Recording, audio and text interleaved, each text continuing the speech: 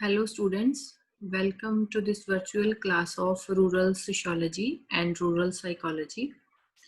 In the series of these lectures, we will learn about the basic concepts of sociology and psychology and uh, the interrelationship of these subjects with the rural societies, and we will also learn how being the agriculture agricultural scientist, these scientists can help the rural societies to develop. So let's have a look on the syllabus first and the pattern of paper. So uh, the maximum marks for your paper are 100. There will be 70 marks for theory exam and 30 marks for practical exam. And for theory, there will be 55 marks written exam and 15 marks will be of internal assessment. Same for practical. Written exam will be conducted for 25 marks and there will be internal assessment of 5 marks basis on the practical work. So if we look at the pattern of the paper, so there will be 5 sections in the question paper. First question will contain 10 short answer type of 1.5 marks and will cover the whole of the syllabus. And there will be 4 sections which will have 2 questions each from respective section and carry 10 mark for each question. So section 1, you can see we will discuss in this particular section about sociology and rural sociology. So in this very first section, we will start with the basic concept of sociology. That means what is sociology, its definition and meaning, and then we will study its branch, rural sociology, in more detail, and the role of rural sociology and its research in the development of rural society in general and the agriculturists in the particular. So we will also study about the Indian rural society and social groups which we can see in the villages. So section 2, you can see here we will discuss about the social stratification. So we will discuss about meaning, definition, functions, basis for stratification, forms of social stratification, and characteristics of different classes and caste system and culture, customs, mores, taboos, ritual in the rural societies, and we will also study about the social values and attitudes of the rural Indian society. And section 3, in the section 3 we will discuss about social institutions like religion, marriage, family, and their role in agricultural extension. So how these social institutions impact the agriculture and the development of agriculture. We will study these concepts in detail. Then we will also discuss social organizations and social control, how these organizations, how these social institutions impact the rural society. So and then we will also discuss about social change in particular section. And in the next section, which is the last and section of your syllabus, we will discuss about the rural psychology of Indian people. So in this particular section, we will learn about the leader, what is the meaning, definition, and type of leaders, and how they play a significant role in agriculture extension. So then we will discuss about the psychology and educational psychology, how the rural psychology can be modified in order to achieve the goals of upliftment and development of the rural society. So this will be all covered in the, so here you can see in the practical section we will explore these social processes and the dynamics and the leadership pattern in villages will also be explored, and we will also try to learn about the leadership styles in village situation, how the panchayats and cooperatives play a role, uh, particularly in the present scenario, to develop the agriculture and the rural societies. So in this lecture, we are going to start with the meaning, definition of the sociology and rural sociology. We will also discuss the scope of rural sociology and role of agricultural extension in the development of rural societies.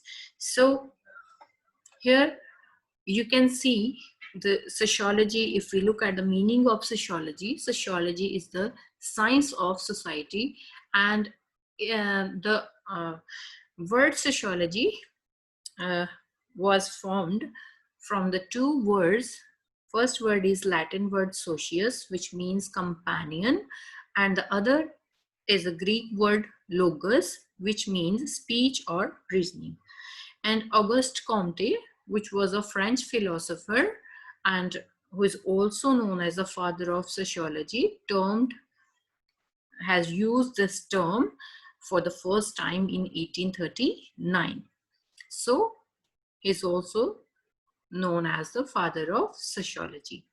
So ਹੁਣ sociology ਦਾ ਅਸੀਂ ਅਗਰ simple words ਦੇ ਵਿੱਚ ਮਤਲਬ ਸਮਝਣ ਦੀ ਕੋਸ਼ਿਸ਼ ਕਰੀਏ ਤਾਂ science of society, sociology ਦੇ ਵਿੱਚ ਕੀ ਕਰਦੇ ਹਾਂ ਅਸੀਂ society ਨੂੰ study ਕਰਦੇ ਹਾਂ। ਹੁਣ ਇਸ ਚੀਜ਼ ਤੋਂ ਇੱਕ ਚੀਜ਼ clear ਹੋ ਜਾਂਦੀ ਆ ਕਿ sociology subject ਦੇ ਵਿੱਚ ਅਸੀਂ ਇੱਕ individual behavior, individual person ਨੂੰ study ਨਹੀਂ ਕਰਦੇ, it's a study of society. That means interrelationship of man with the society is involved in this study. So sociology is the science or study of society, that is the web of human interactions and interrelationships. That means this subject is not an isolated subject.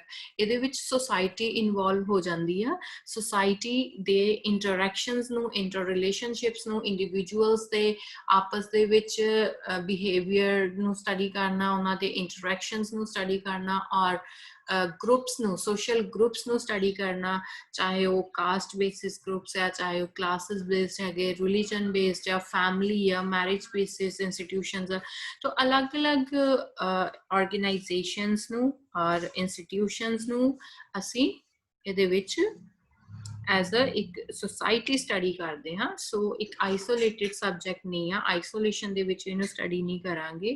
ਤਾਂ sociology ਦੇ ਵਿੱਚ society ਜੋ ਹੈ ਇੱਕ the foremost requirement ਹੈਗੀ ਆ, ਜਿਹਦੇ ਬਿਨਾਂ ਅਸੀਂ ਇਹ subject ਦੀ existence ਨੂੰ ਹੀ ਨਹੀਂ ਦੇਖ ਸਕਦੇ। ਸੋ sociology ਦੇ ਅਗਰ ਕੁਝ features ਦੀ ਗੱਲ ਕਰੀਏ, characteristics ਦੀ ਗੱਲ ਕਰੀਏ, ਤਾਂ sociology ਇੱਕ empirical subject ਆ। that means ਕਿ ਇਹਦੇ ਵਿੱਚ ਅਸੀਂ ਜੋ ਵੀ study ਕਰਦੇ ਹਾਂ, social processes ਨੂੰ, social behavior ਨੂੰ, social interactions ਨੂੰ ਜੋ ਵੀ ਅਸੀਂ study ਕਰਦੇ ਹਾਂ, ਉਹਨੂੰ reasoning and observations ਦੇ basis ਦੇ ਉੱਪਰ study ਕਰਦੇ ਹਾਂ। ਇਹਦੇ ਵਿੱਚ ਕੁਝ ਵੀ supernatural ਨਹੀਂ ਆ, ਕੋਈ ਵੀ ਇਸ ਤਰ੍ਹਾਂ ਦੀਆਂ hypothetical ਗੱਲਾਂ ਜਾਂ ਇਸ ਤਰ੍ਹਾਂ ਦੀਆਂ ਜੋ supernatural theories ਨਹੀਂ ਹੈਗੀਆਂ। that means ਕਿ originally ਜੋ ਚੀਜ਼ਾਂ ਦੀ reality ਦੇ ਵਿੱਚ happening ਹੋ ਰਹੀ ਆ, जिस तरह के सोशल पैटर्नस सानू देखने को मिलते हैं, रिलेशनशिप्स देखने को मिलते हैं, सोसाइटीज़ किस तरह ऑर्गेनाइज हुई हैं, ਉਹਨਾਂ ਨੂੰ ਅਸੀਂ ਐਜ਼ ਇਟ ਇਜ਼ ਸਟੱਡੀ ਕਰਦੇ ਹਾਂ। ਇਹਦੇ ਵਿੱਚ ਕੁਝ ਵੀ ਸਪੈਕੂਲੇਟਿਵ ਵੇ ਦੇ ਨਾਲ ਕੰਮ ਨਹੀਂ ਕੀਤਾ ਜਾਂਦਾ ਕਿ ਇਸ ਤਰ੍ਹਾਂ ਹੈਪਨਿੰਗ ਹੋਣੀ ਚਾਹੀਦੀ ਹੈ ਜਾਂ ਹੋਏਗੀ। ਤੋ ਦੈਟ ਮੀਨਸ ਕਿ ਸਿਰਫ ਰਿਐਲਿਟੀ ਨੂੰ ਸਟੱਡੀ ਕਰਦਾ ਕਿ ਵਾਟ ਇਜ਼, ਕੀ ਹੋ ਰਿਹਾ ਆ, ਉਸ ਚੀਜ਼ ਨੂੰ ਇਹਦੇ ਵਿੱਚ ਸਟੱਡੀ ਕੀਤਾ ਜਾਂਦਾ। It is theoretical. So theoretical ਆ ਆਬਜ਼ਰਵੇਸ਼ਨਸ ਨੂੰ ਐਬਸਟਰੈਕਟ ਫਾਰਮ ਦੇ ਵਿੱਚ ਫਾਈਂਡਿੰਗਸ ਨੂੰ ਸਾਡੇ ਅੱਗੇ ਇਹ ਸਬਜੈਕਟ ਰੱਖਣ ਦੀ ਕੋਸ਼ਿਸ਼ ਕਰਦਾ। ਜੋ ਸੋਸ਼ੀਓਲੋਜਿਸਟ ਹੈਗੇ ਆ ਉਹ ਸੋਸ਼ਲ ਪ੍ਰੋਸੈਸਿਸ ਤੋਂ ਡਾਟਾ ਇਕੱਠਾ ਕਰਕੇ ਸੋਸਾਇਟੀ ਦੇ ਵਿੱਚੋਂ ਉਹਨਾਂ ਨੂੰ ਐਨਾਲਾਈਜ਼ ਕਰਕੇ ਫਾਈਂਡਿੰਗਸ ਦਿੰਦੇ ਆ ਸਾਨੂੰ ਕਿ ਇਸ ਤਰ੍ਹਾਂ ਹੋ ਰਿਹਾ, ਇਸ ਤਰ੍ਹਾਂ ਦੀਆਂ ਸੋਸ਼ਲ ਇੰਟਰੈਕਸ਼ਨਸ ਆ, ਇਸ ਤਰ੍ਹਾਂ ਦੀਆਂ ਸੋਸ਼ਲ ਪ੍ਰੋਸੈਸਿਸ ਆ, ਕਿਹੜੇ ਫੈਕਟਰਸ ਉਹਨਾਂ ਨੂੰ ਜਿਹੜੇ ਆ ਇੰਪੈਕਟ ਉਹਨਾਂ ਦੇ ਉੱਪਰ ਕਰ ਰਹੇ ਆ, ਕਿਹੜੇ ਫੈਕਟਰਸ ਜਿਹੜੇ ਆ ਉਹਨਾਂ ਤੇ ਉਹਨਾਂ ਤੋਂ ਇੰਪੈਕਟ ਹੋ ਰਹੇ ਆ। ਤੋ ਇਸ ਤਰ੍ਹਾਂ ਦੀਆਂ ਸਾਰੀਆਂ ਚੀਜ਼ਾਂ ਥਿਓਰੈਟੀਕਲ ਫਾਰਮ ਦੇ ਵਿੱਚ ਇੱਕ ਜਿਹੜੇ ਸੋਸ਼ੀਓਲੋਜਿਸਟ ਹੈਗੇ ਉਹ ਸਾਡੇ ਅੱਗੇ ਐਨਾਲਾਈਜ਼ ਕਰਕੇ ਰੱਖਦੇ ਆ। ਤੋ ਇਹ ਇਸ ਚੀਜ਼ ਇਸ ਸਬਜੈਕਟ ਦਾ ਸਬਜੈਕਟ ਮੈਟਰ ਆ। ਇਸ ਤੋਂ ਇਲਾਵਾ ਸੋਸ਼ੀਓਲੋਜੀ ਕੌਮੂਲੇਟਿਵ ਹੈ। ਦੈਟ ਮੀਨਸ ਕਿ ਇਹ ਨਹੀਂ ਹੈਗਾ ਕਿ ਜੋ ਥਿਓਰੀਜ਼ ਬਣ ਗਈਆਂ ਉਹ ਹੀ ਕੈਰੀ ਫੋਰਵਰਡ ਕੀਤੀਆਂ ਜਾਊਗੀਆਂ। ਇਹਦੇ ਵਿੱਚ ਨਵੀਆਂ ਥਿਓਰੀਜ਼ ਵੀ ਐਡ ਆਨ ਹੁੰਦੀਆਂ ਔਰ ਪੁਰਾਣੀਆਂ ਜਿਹੜੀਆਂ ਥਿਓਰੀਜ਼ ਆ ਉਹਨਾਂ ਨੂੰ ਰਿਸਰਚ ਕਰਕੇ ਉਹਨਾਂ ਦੇ ਵਿੱਚ ਜੋ ਕੋਈ ਉਹਨਾਂ ਨੂੰ ਰਿਫਾਈਨ ਵੀ ਕੀਤਾ ਜਾਂਦਾ ਆ ਔਰ ਉਹਨਾਂ ਦੇ ਵਿੱਚ ਕੋਈ ਐਡੀਸ਼ਨਸ ਜਾਂ ਉਹਨਾਂ ਦੇ ਵਿੱਚੋਂ ਕੋਈ ਵੀ ਜਿਹੜੀਆਂ ਚੇਂਜਿਸ ਆ, ਮੋਡੀਫਿਕੇਸ਼ਨਸ ਆ, ਉਹ ਵੀ ਕੀਤੀਆਂ ਜਾਂਦੀਆਂ। ਇਹ ਸਬਜੈਕਟ ਇੱਕ ਨॉन ਐਥੀਕਲ ਸਬਜੈਕਟ ਹੈ। ਹੁਣ ਨॉन ਐਥੀਕਲ ਸਬਜੈਕਟ ਦਾ ਮਤਲਬ ਕੀ ਆ ਕਿ this subject is merely limited to study what is happening in the society, what are the patterns of social interactions and social interrelationships। ਇਹ ਸਬਜੈਕਟ ਇਹ ਨਹੀਂ ਦੱਸਦਾ ਕਿ ਇਦਾਂ ਹੋਣੀ ਚਾਹੀਦੀ ਆ, what ought to be, ਕੀ ਕਰਨਾ ਚਾਹੀਦਾ ਆ, ਕਿਸ ਤਰ੍ਹਾਂ ਦੇ ਰਿਲੇਸ਼ਨਸ ਹੋਣੇ ਚਾਹੀਦੇ ਆ। ਹੁਣ ਫॉर ਐਗਜ਼ਾਮਪਲ ਕਿਸੇ ਸੁਸਾਇਟੀ ਦੇ ਵਿੱਚ ਰਿਲੀਜਨ ਦੇ ਅਕੋਰਡਿੰਗ ਜਿਹੜਾ ਆ ਮੈਰਿਜਸ ਕੀਤੀਆਂ ਜਾਂਦੀਆਂ, ਕਾਸਟ ਸਿਸਟਮ ਨੂੰ ਫੋਲੋ ਕੀਤਾ ਜਾਂਦਾ। ਤਾਂ sociology will only study about these caste system ਕਿ ਕਿਸੇ particular society ਦੇ ਵਿੱਚ ਕਿਸ ਤਰ੍ਹਾਂ ਕਾਸਟ ਸਿਸਟਮ ਕੰਮ ਕਰਦਾ ਆ, ਕਿਸ ਤਰ੍ਹਾਂ ਲੋਕੀ ਕਾਸਟ ਦੇ ਬੇਸਿਸ ਦੇ ਉੱਪਰ ਮੈਰਿਜਸ ਤੈਅ ਕਰਦੇ ਆ, ਕਾਸਟ ਦੇ ਸਿਸਟਮ ਦੇ ਉੱਪਰ ਆਕਿਊਪੇਸ਼ਨ ਤੈਅ ਕਰਦੇ ਆ, ਸੋਸ਼ਲੀ ਉਹਨਾਂ ਦੀ ਜਿਹੜੀ ਪੋਜੀਸ਼ਨ ਆ, ਸੋਸ਼ਲੀ ਉਹਨਾਂ ਦਾ ਸਟੇਟਸ ਆ, ਉਹ ਕਾਸਟ ਤੈਅ ਕਰਦੀ ਆ ਕਿ ਉਹਨਾਂ ਦੇ ਕੋਈ ਹੋਰ ਫੈਕਟਰਸ ਤੈਅ ਕਰਦੇ ਆ।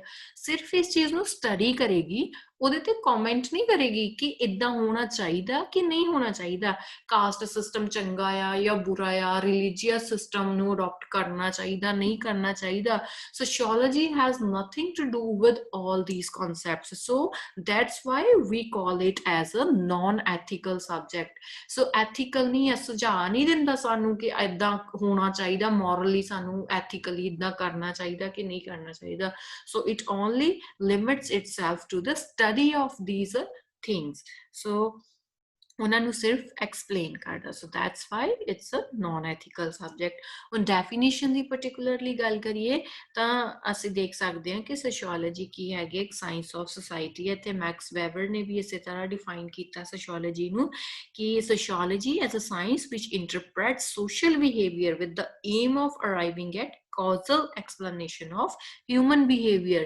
ਸੋਸ਼ੀਓਲੋਜੀ ਕੀ ਕਰਦੀ ਹੈ, ਇੱਕ ਸਾਇੰਸ ਹੈ ਇਸ ਤਰ੍ਹਾਂ ਦੀ ਜਿਹੜੀ ਕਿ ਸੋਸ਼ਲ ਬਿਹੇਵੀਅਰ ਨੂੰ ਇੰਟਰਪ੍ਰੈਟ ਕਰਦੀ ਆ, ਐਕਸਪਲੇਨ ਕਰਦੀ ਆ ਹਿਊਮਨ ਬੀਇੰਗਸ ਦਾ ਦੂਸਰੇ ਹਿਊਮਨ ਬੀਇੰਗਸ ਦੇ ਨਾਲ, ਦੂਸਰੇ ਸੋਸਾਇਟੀ ਦੇ ਵਿੱਚ ਲੋਕਾਂ ਦੇ ਨਾਲ, ਜਿਹੜੇ ਆਰਗੇਨਾਈਜੇਸ਼ਨਸ ਆ ਉਹਨਾਂ ਦੇ ਨਾਲ ਕਿਸ ਤਰ੍ਹਾਂ ਦਾ ਬਿਹੇਵੀਅਰ ਆ ਔਰ ਉਹ ਇਸ ਬਿਹੇਵੀਅਰ ਦੇ ਪਿੱਛੇ ਦੇ ਜਿਹੜੇ ਕਾਰਨ ਕੀ ਹੈਗੇ ਆ, ਕਿਉਂ ਇੱਕ ਪਾਰਟਿਕੂਲਰ ਸੋਸਾਇਟੀ ਦੇ ਵਿੱਚ ਕੋਈ ਪਰਸਨ ਇਸ ਤਰ੍ਹਾਂ ਬਿਹੇਵ ਕਰਦਾ ਆ, ਉਹਦੇ ਪਿੱਛੇ ਦੇ ਕਿਹੜੇ ਕਾਰਨ ਹੈਗੇ ਆ, ਉਹਨਾਂ ਨੂੰ ਸਟੱਡੀ ਕਰਨ ਦੀ ਇਹ ਸਬਜੈਕਟ ਦੇ ਵਿੱਚ ਕੋਸ਼ਿਸ਼ ਕੀਤੀ ਜਾਂਦੀ ਆ। ਸੋ ਸੋਸ਼ਲ ਲਾਈਫ ਕਿਸ ਤਰ੍ਹਾਂ ਦੀ ਆ ਪਰਸਨ ਦੀ, ਇੰਡੀਵਿਜੂਅਲਸ ਦੀ ਆਪਸ ਦੇ ਵਿੱਚ, ਜਿੱਦਾਂ ਅਸੀਂ ਦੇਖਦੇ ਹਾਂ ਵਿਲੇਜ ਲਾਈਫ ਆ, ਅਰਬਨ ਲਾਈਫ ਆ, ਦੋਹਾਂ ਦੇ ਵਿੱਚ ਕਿੰਨਾ ਡਿਫਰੈਂਸ ਆ, ਕਿਉਂ ਇਹ ਡਿਫਰੈਂਸ ਆ, ਕਿਹੜੇ ਫੈਕਟਰਸ ਆ ਜਿਹੜੇ ਇਹਨਾਂ ਨੂੰ ਡਿਫਰੈਂਟ ਕਰਦੇ ਆ, ਕਿਹੜੇ ਕੈਰੈਕਟਰਿਸਟਿਕਸ ਆ ਦੋਹਾਂ ਦੇ ਵਿੱਚ ਇੰਟਰ ਰਿਲੇਸ਼ਨਸ਼ਿਪ ਡਿਵੈਲਪ ਕਰਦੇ ਆ। ਤਾਂ ਇਹਨਾਂ ਸਾਰੀਆਂ ਚੀਜ਼ਾਂ ਨੂੰ ਅਸੀਂ ਸੋਸ਼ਲ ਪ੍ਰੋਸੈਸਿਸ ਨੂੰ ਜਿਹੜਾ ਆ ਸੋਸ਼ੀਓਲੋਜੀ ਦੇ ਵਿੱਚ ਡਿਸਕਸ ਕਰਦੇ ਆ। ਹੁਣ ਸੋਸ਼ੀਓਲੋਜੀ ਦੇ ਡੈਫੀਨੇਸ਼ਨ ਤੋਂ ਮੀਨਿੰਗ ਤੋਂ ਅਸੀਂ ਇਹ ਤੇ ਸਮਝ ਲਿਆ ਕਿ ਸੋਸ਼ੀਓਲੋਜੀ ਜਿਹੜੀ ਆ ਇੱਕ ਸੋਸ਼ਲ ਸਾਇੰਸ ਆ ਜਿਹੜੀ ਕਿ ਹਿਊਮਨ ਬੀਇੰਗਸ ਦੇ ਸੋਸ਼ਲ ਬਿਹੇਵੀਅਰ ਨੂੰ ਸਟੱਡੀ ਕਰਦੀ ਆ। ਹੁਣ ਸੋਸ਼ਲ ਸਾਇੰਸਿਸ ਤਾਂ ਹੋਰ ਵੀ ਬਹੁਤ ਸਾਰੀਆਂ, ਫੋਰ ਐਗਜ਼ਾਮਪਲ ਪੋਲੀਟੀਕਲ ਸਾਇੰਸ ਆ ਜਾਂ ਇਕਨੋਮਿਕਸ ਆ, ਫਿਲੋਸਫੀ ਆ, ਇਹ ਵੀ ਸਾਰੀਆਂ ਸੋਸ਼ਲ ਸਾਇੰਸਿਸ ਆ। ਬਟ ਜਦੋਂ ਇਹ ਰਿਅਲਾਈਜ਼ ਕੀਤਾ ਗਿਆ ਕਿ ਕੋਈ ਵੀ ਜਿਹੜੀ ਐਗਜ਼ਿਸਟਿੰਗ ਸੋਸ਼ਲ ਸਾਇੰਸ ਆ ਜਿਹੜੀ ਕਿ ਹਿਊਮਨ ਬਿਹੇਵੀਅਰ ਨੂੰ ਪਾਰਟਿਕੂਲਰਲੀ ਸਟੱਡੀ ਨਹੀਂ ਕਰ ਪਾ ਰਹੀ, ਇਸ ਕਰਕੇ ਇਹ ਜਿਹੜਾ ਇੱਕ ਅਲੱਗ ਸਬਜੈਕਟ ਦੀ ਰਿਕੁਆਇਰਮੈਂਟ ਨੂੰ ਫੀਲ ਕੀਤਾ ਗਿਆ। ਤਾਂ ਸੋਸ਼ੀਓਲੋਜੀ ਨੂੰ ਅਸੀਂ ਇੱਕ ਸੋਸ਼ਲ ਸਾਇੰਸ ਹੀ ਮੰਨਦੇ ਹਾਂ, ਔਰ ਨਾਲ ਦੀ ਨਾਲ ਇਹ ਜਿਹੜੀ ਯੰਗੈਸਟ ਸੋਸ਼ਲ ਸਾਇੰਸ ਆ of all the social sciences. ਜਿੰਨੇ ਵੀ ਸਬਜੈਕਟ ਅਸੀਂ ਸੋਸ਼ਲ ਸਾਇੰਸਿਸ ਦੇ ਅੰਡਰ ਕਵਰ ਕਰਦੇ ਹਾਂ ਉਹਨਾਂ ਦੇ ਵਿੱਚੋਂ ਯੰਗੈਸਟ ਅਸੀਂ ਕਹਿੰਦੇ ਹਾਂ ਸੋਸ਼ੀਓਲੋਜੀ ਨੂੰ, ਬਿਕਾਜ਼ ਲੇਟਰ ਔਨ ਇਹ ਜਿਹੜਾ ਮਹਿਸੂਸ ਕੀਤਾ ਗਿਆ ਕਿ ਸੁਸਾਇਟੀ ਨੂੰ ਸਟੱਡੀ ਕਰਨ ਵਾਲਾ ਕੋਈ ਵੀ ਇਸ ਤਰ੍ਹਾਂ ਦਾ ਸੋਸ਼ਲ ਸਾਇੰਸ ਜਿਹੜੀ ਸਾਡੇ ਕੋਲ ਨਹੀਂ ਹੈਗੀ। ਇਸੇ ਕਰਕੇ ਔਗਸਟ ਕੌਮਟੇ ਨੇ ਇਹ ਜਿਹੜਾ ਵਰਡ ਸੋਸ਼ੀਓਲੋਜੀ ਉਹ ਯੂਜ਼ ਕੀਤਾ ਸੀ, ਔਰ ਹੌਲੀ ਹੌਲੀ ਫਿਰ ਇਸ ਸਬਜੈਕਟ ਨੂੰ ਅੱਗੇ ਹੋਰ ਵੀ ਬਹੁਤ ਸਾਰੇ ਸਕਾਲਰਸ ਨੇ ਜਿਹੜਾ ਹੈ ਸੋਸ਼ੀਓਲੋਜਿਸਟ ਨੇ ਸਟੱਡੀ ਕੀਤਾ, ਬਹੁਤ ਸਾਰੀਆਂ ਥਿਊਰੀਜ਼ ਦਿੱਤੀਆਂ ਸੋਸ਼ਲ ਪ੍ਰੋਸੈਸਿਸ ਨੂੰ, ਹਿਊਮਨ ਬਿਹੇਵੀਅਰ ਨੂੰ, ਸੋਸ਼ਲ ਇੰਟਰੈਕਸ਼ਨਸ ਨੂੰ, ਇੰਟਰ ਰਿਲੇਸ਼ਨਸ਼ਿਪਸ ਨੂੰ ਸਟੱਡੀ ਕਰਨ ਦੀ ਜਿਹੜੀ ਇਸ ਸਬਜੈਕਟ ਦੇ ਅੰਡਰ ਕੋਸ਼ਿਸ਼ ਕੀਤੀ ਗਈ। ਤੋ ਬਹੁਤ ਸਾਰੀਆਂ ਮਿਸਕਨਸੈਪਸ਼ਨਸ ਵੀ ਸੋਸ਼ੀਓਲੋਜੀ ਦੇ ਨਾਲ ਜੁੜ ਜਾਂਦੀਆਂ ਕਿ ਸੋਸ਼ੀਓਲੋਜੀ ਕੀ ਹੈ। ਸੋਸ਼ੀਓਲੋਜੀ ਇੱਕ ਸਾਇੰਸ ਆ ਕਿ ਜਾਂ ਇੱਕ ਫਿਲੋਸਫੀ ਆ। ਤੋ sociology is a social science, it's not a philosophy। philosophy ਦੇ ਵਿੱਚ ਕੀ ਹੁੰਦਾ ਆ, ਕਿਸੇ ਸੁਸਾਇਟੀ ਦੇ ਸਿਰਫ ਅਸੀਂ ਆਈਡੀਆਜ਼ ਕੀ ਆ, ਵੈਲਿਊਜ਼ ਕੀ ਆ, ਉਹਨਾਂ ਨੂੰ ਸਟੱਡੀ ਕਰਦੇ ਆ, ਤੇ ਨਾਲ ਦੀ ਨਾਲ ਫਿਲੋਸਫੀ ਜਿਹੜੀ ਹੈ ਨਾ ਉਹ ਐਥੀਕਲ ਹੋ ਜਾਂਦੀ ਆ ਕਿ ਕੀ ਹੋਣਾ ਚਾਹੀਦਾ morally, what is right and what is wrong and how the particular societies should behave to maintain that sanctity or that ethical value। ਸੋ ਕਿਸੇ ਵੀ ਵੈਲਿਊ ਜਾਂ ਜਿਹੜੀ ਕੋਈ ਆਈਡੀਆ ਆ ਪਾਰਟਿਕੂਲਰ, ਉਸ ਚੀਜ਼ ਦੇ ਲਈ ਇਹ ਜਿਹੜੀ ਫਿਲੋਸਫੀ ਹੁੰਦੀ ਆ ਉਹ ਸਾਨੂੰ ਜਿਹੜਾ ਸਜੈਸਟ ਵੀ ਕਰਦੀ ਆ, ਉਹ ਐਥੀਕਲ ਚੀਜ਼ਾਂ ਦੇ ਨਾਲ ਰਿਲੇਟਡ ਹੁੰਦੀ ਆ। ਲੇਕਿਨ ਸੋਸ਼ੀਓਲੋਜੀ ਦੇ ਵਿੱਚ ਅਸੀਂ ਇਸ ਤਰ੍ਹਾਂ ਦਾ ਐਥੀਕਲ ਕਨਸੈਪਟ ਨਹੀਂ ਪੜ੍ਹਦੇ, ਇਹਦੇ ਵਿੱਚ ਸਿਰਫ ਐਕਸਪਲੇਨੇਸ਼ਨ ਹੁੰਦੀ ਆ ਇਹਨਾਂ ਆਈਡੀਆਜ਼ ਦੀ, ਬਿਹੇਵੀਅਰ ਦੀ, ਸੁਸਾਇਟੀ ਦੇ ਵਿੱਚ ਕਿਸ ਤਰ੍ਹਾਂ ਦੀਆਂ ਜਿਹੜਾ ਵੈਲਿਊ ਸਿਸਟਮ ਆ, ਕਿਸ ਤਰ੍ਹਾਂ ਦਾ ਆਈਡੀਆਜ਼ ਹੈਗੇ, ਆਈਡੀਓਲੋਜੀ ਹੈ ਲੋਕਾਂ ਦੀ। ਤਾਂ ਦੈਟਸ ਜਿਹੜਾ ਸੋਸ਼ੀਓਲੋਜੀ ਦੇ ਵਿੱਚ ਕੀ ਹੈ, ਸਿਰਫ ਉਹਦੀ ਐਕਸਪਲੇਨੇਸ਼ਨ ਆ। So sociology is not a philosophy. ਹੁਣ ਸੋਸ਼ੀਓਲੋਜੀ ਨੂੰ ਕਈ ਵਾਰੀ ਸਮਝਿਆ ਜਾਂਦਾ ਕਿ ਸੋਸ਼ਲਿਜ਼ਮ ਦੀ ਤਰ੍ਹਾਂ ਹੀ ਆ। Socialism is a political concept. Socialism ਕੀ ਹੈ, ਸੁਸਾਇਟੀ ਦੇ ਵਿੱਚ ਇੱਕ ਪੋਲੀਟੀਕਲ ਇਸ ਤਰ੍ਹਾਂ ਦਾ ਸਿਸਟਮ ਬਣਾਉਣਾ, ਇਸ ਤਰ੍ਹਾਂ ਦੀ ਐਡਜਸਟਮੈਂਟ ਬਣਾਉਣੀ ਕਿ ਸੁਸਾਇਟੀ ਦੇ ਵਿੱਚ ਸਾਰੇ ਲੋਕੀ ਇੱਕ ਸਮਾਨ ਜੀਵਨ ਜੀਣ, ਸਾਰੇ ਲੋਕਾਂ ਦੀ ਲਾਈਫ ਜਿਹੜੀ ਆ ਉਹ ਸਮੂਥ ਚੱਲੇ, ਕੋਈ ਅਮੀਰ ਗਰੀਬ ਵਾਲਾ ਡਿਫਰੈਂਸ ਨਾ ਹੋਵੇ, ਕੋਈ ਇਹ ਨਾ ਹੋਵੇ ਕਿ ਇੱਕ ਪਾਸੇ ਬਹੁਤ ਰਿਚ ਕਲਾਸ ਆ, ਦੂਜੇ ਪਾਸੇ ਇੱਕ ਪੂਅਰ ਕਲਾਸ ਆ, ਜਿਹਨੂੰ ਅਸੀਂ ਕੈਪੀਟਲਿਜ਼ਮ ਵੀ ਕਹਿ ਦਿੰਦੇ ਆ ਕਿ ਇੱਕ ਪਾਸੇ ਕੁਝ ਲੋਕ ਹੁੰਦੇ ਜਿਹੜੇ ਸਾਰੇ ਰਿਸੋਰਸਿਸ ਦੇ ਓਨਰ ਆ, ਦੂਜੇ ਪਾਸੇ ਸਿਰਫ ਵਰਕਿੰਗ ਕਲਾਸ ਆ ਜਿਹੜੀ ਕਿ ਆਮ ਤੌਰ ਤੇ ਮਿਡਲ ਕਲਾਸ ਜਾਂ ਪੂਅਰ ਹੁੰਦੀ ਆ। ਤੋ ਉਹ ਸੋਸ਼ਲਿਜ਼ਮ ਦਾ ਕਨਸੈਪਟ ਜਿਹੜਾ ਉਹ ਟੋਟਲੀ ਇੱਕ ਪੋਲੀਟੀਕਲ ਕਨਸੈਪਟ ਆ ਜਾਂਦਾ ਆ। So sociology is not about socialism. So ਇਹਨੂੰ ਅਸੀਂ ਸੋਸ਼ਲਿਜ਼ਮ ਦੇ ਨਾਲ ਵੀ ਮਿਕਸ ਨਹੀਂ ਕਰਨਾ।